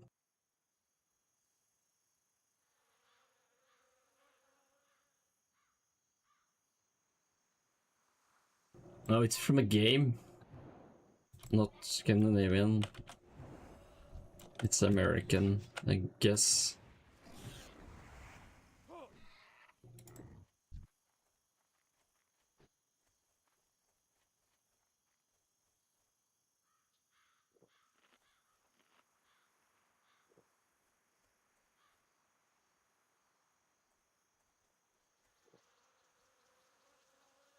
You point, I punch.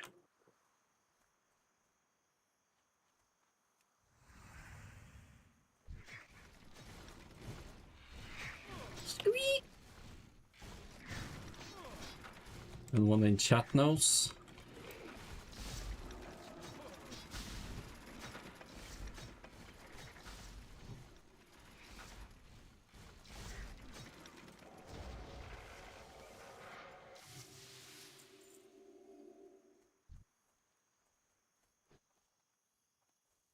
The bars they bend and twist with my berserker strength. Really?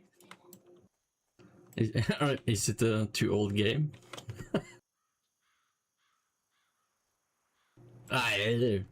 No, it's Baldur's Gate.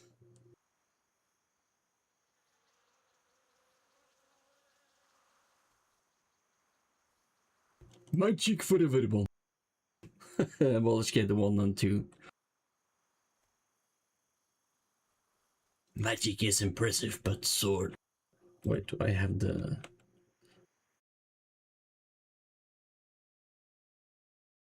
I can... I can play it on my Discord. I have a few of those. I have few of the voice lines on my Discord.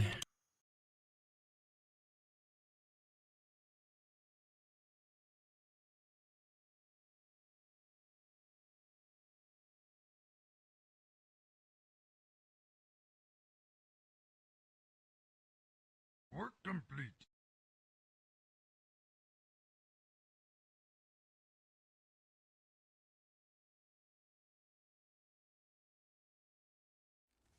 Orc blood.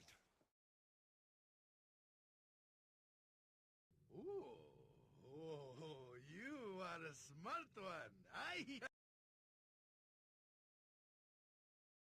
No troll here.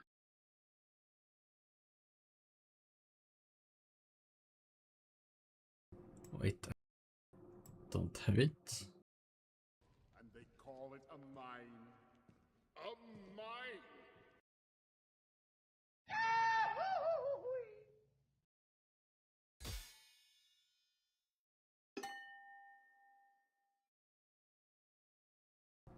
What? Where are my voice lines?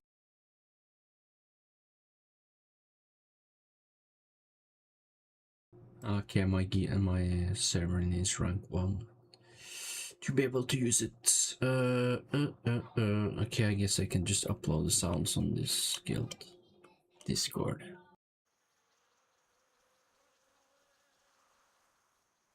No, I need to. Oh, where did it go?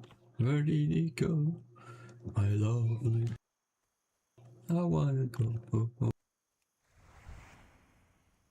Yeah, I need to upload the new voice lines because I boosted the server.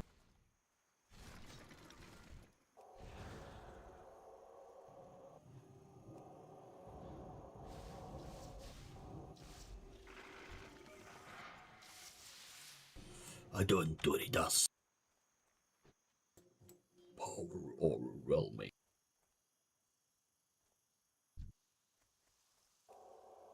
Yeah, okay. No problem.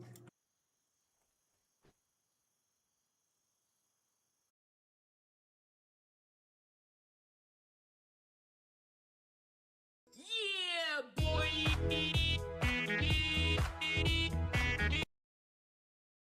I like the voice line stuff.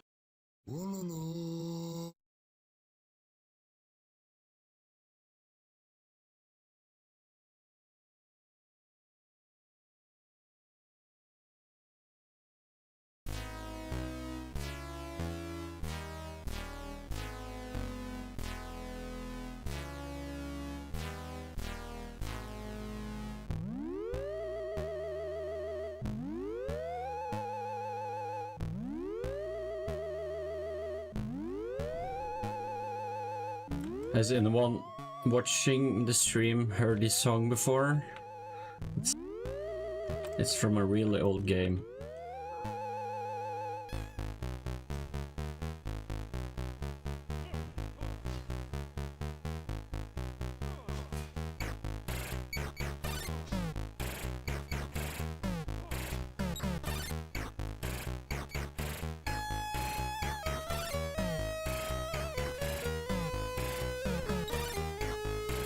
Is it better now? Nice. Hallelujah! Salutations!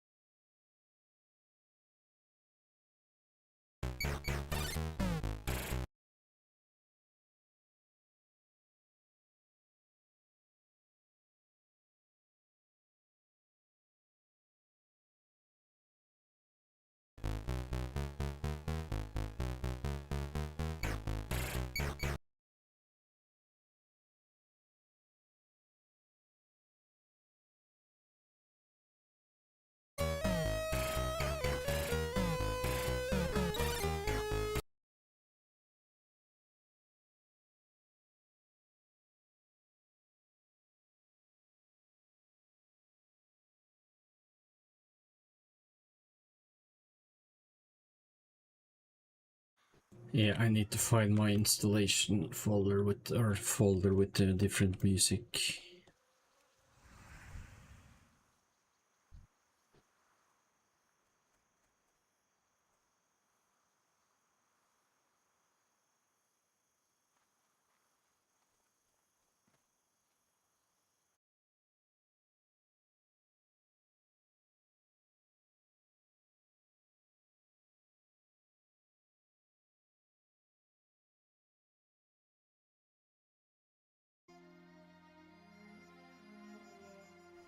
Finally, the radio.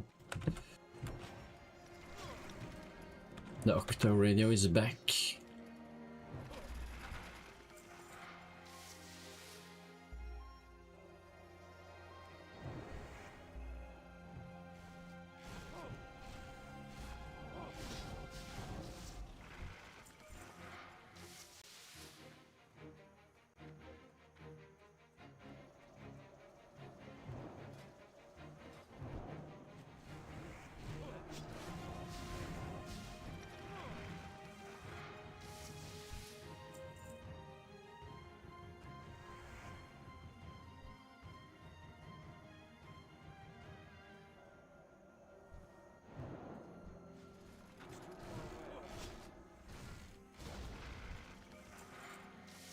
Holy crap, they're dying fast with the mage.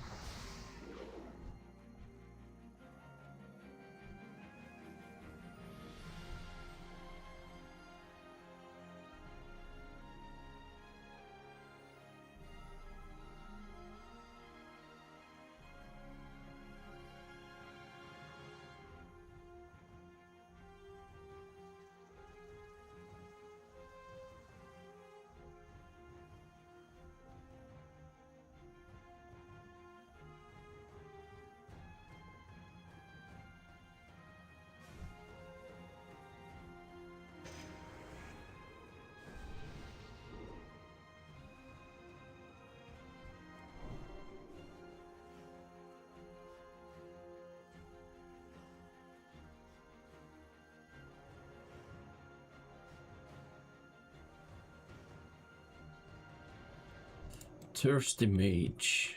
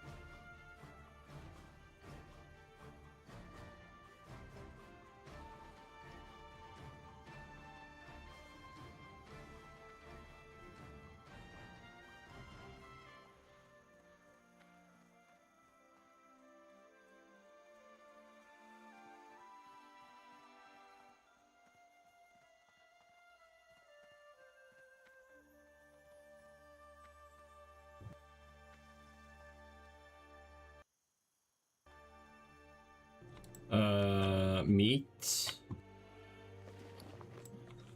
What kind of meat?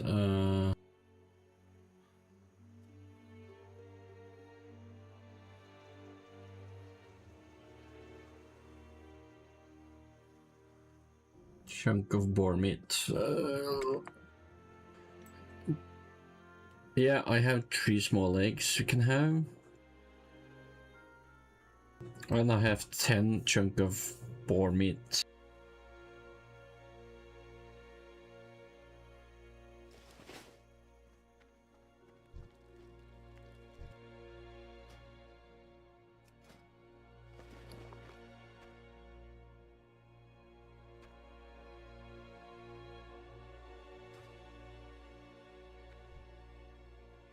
No problem.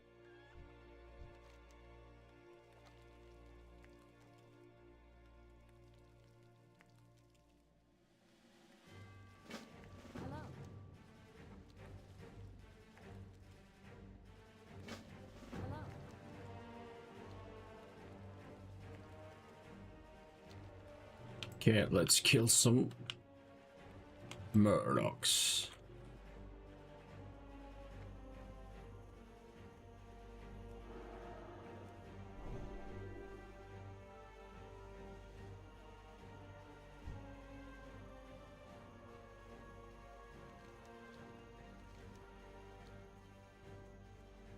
Oh, I have to go check my coffee. Coffee. Shoot them up.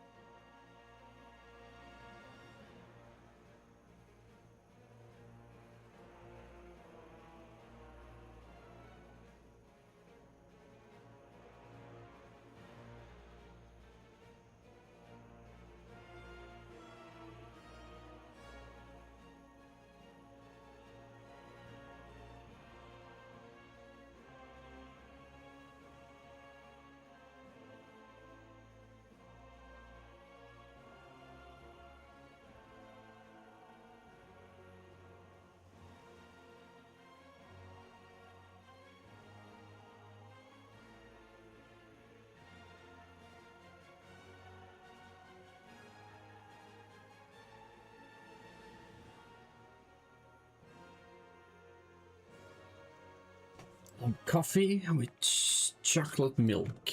That was pretty good. Black coffee with chocolate milk. What is that?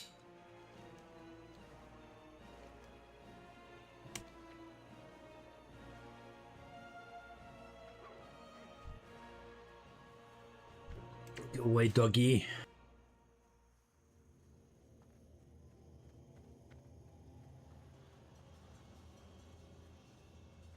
And I have 10 viewers, but are you bots or?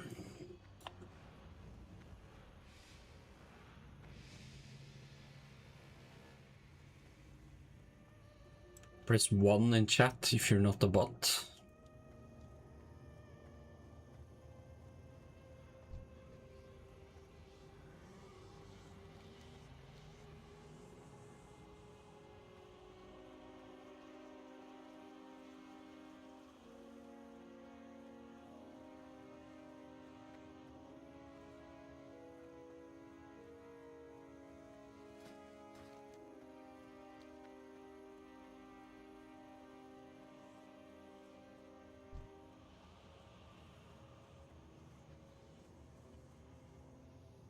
Jungle old mine. Django.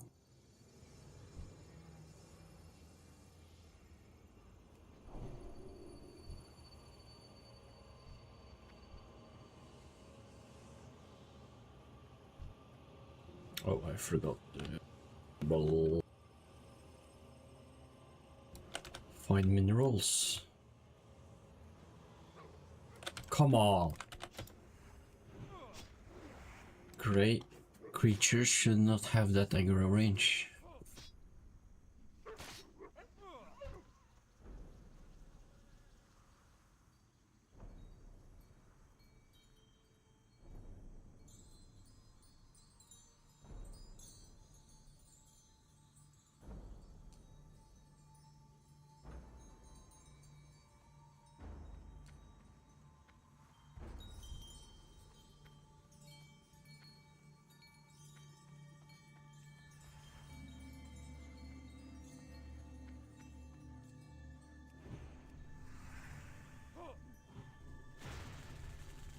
Okay, I'm gonna switch up the music.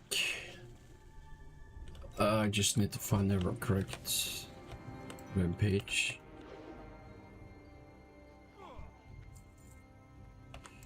One eye.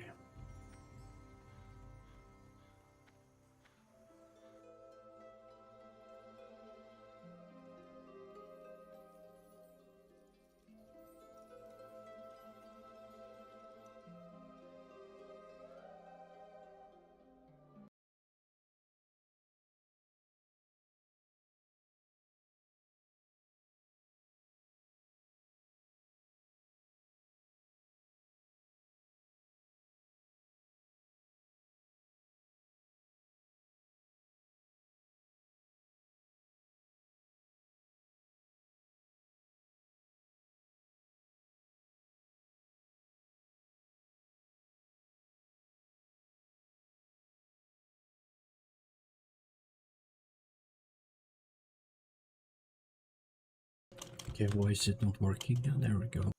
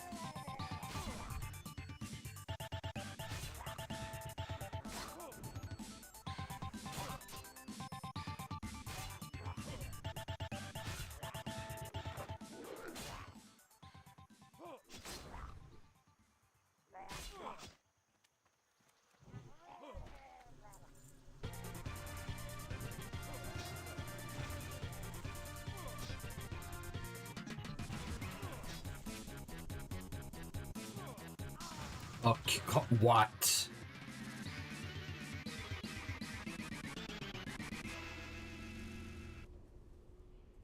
Big Apple, 3 a.m.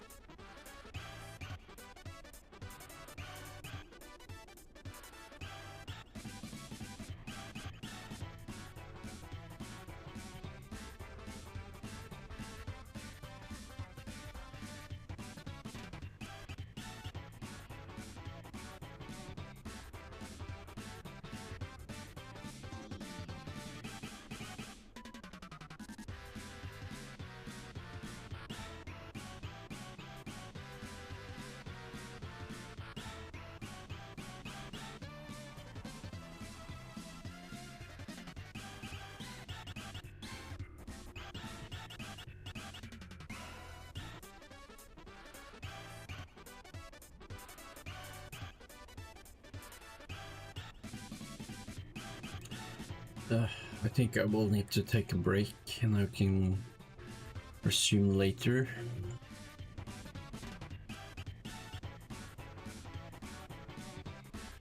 In like 1 hour or something.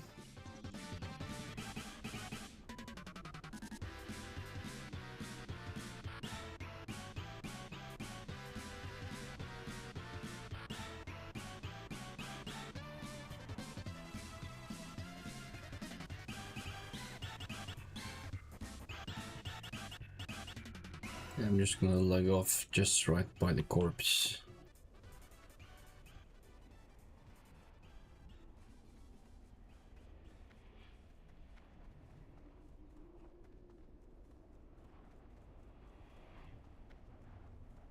Alley Cat Blues.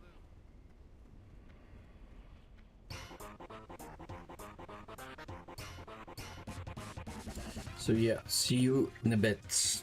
You just have to take a breather before the sun goes down.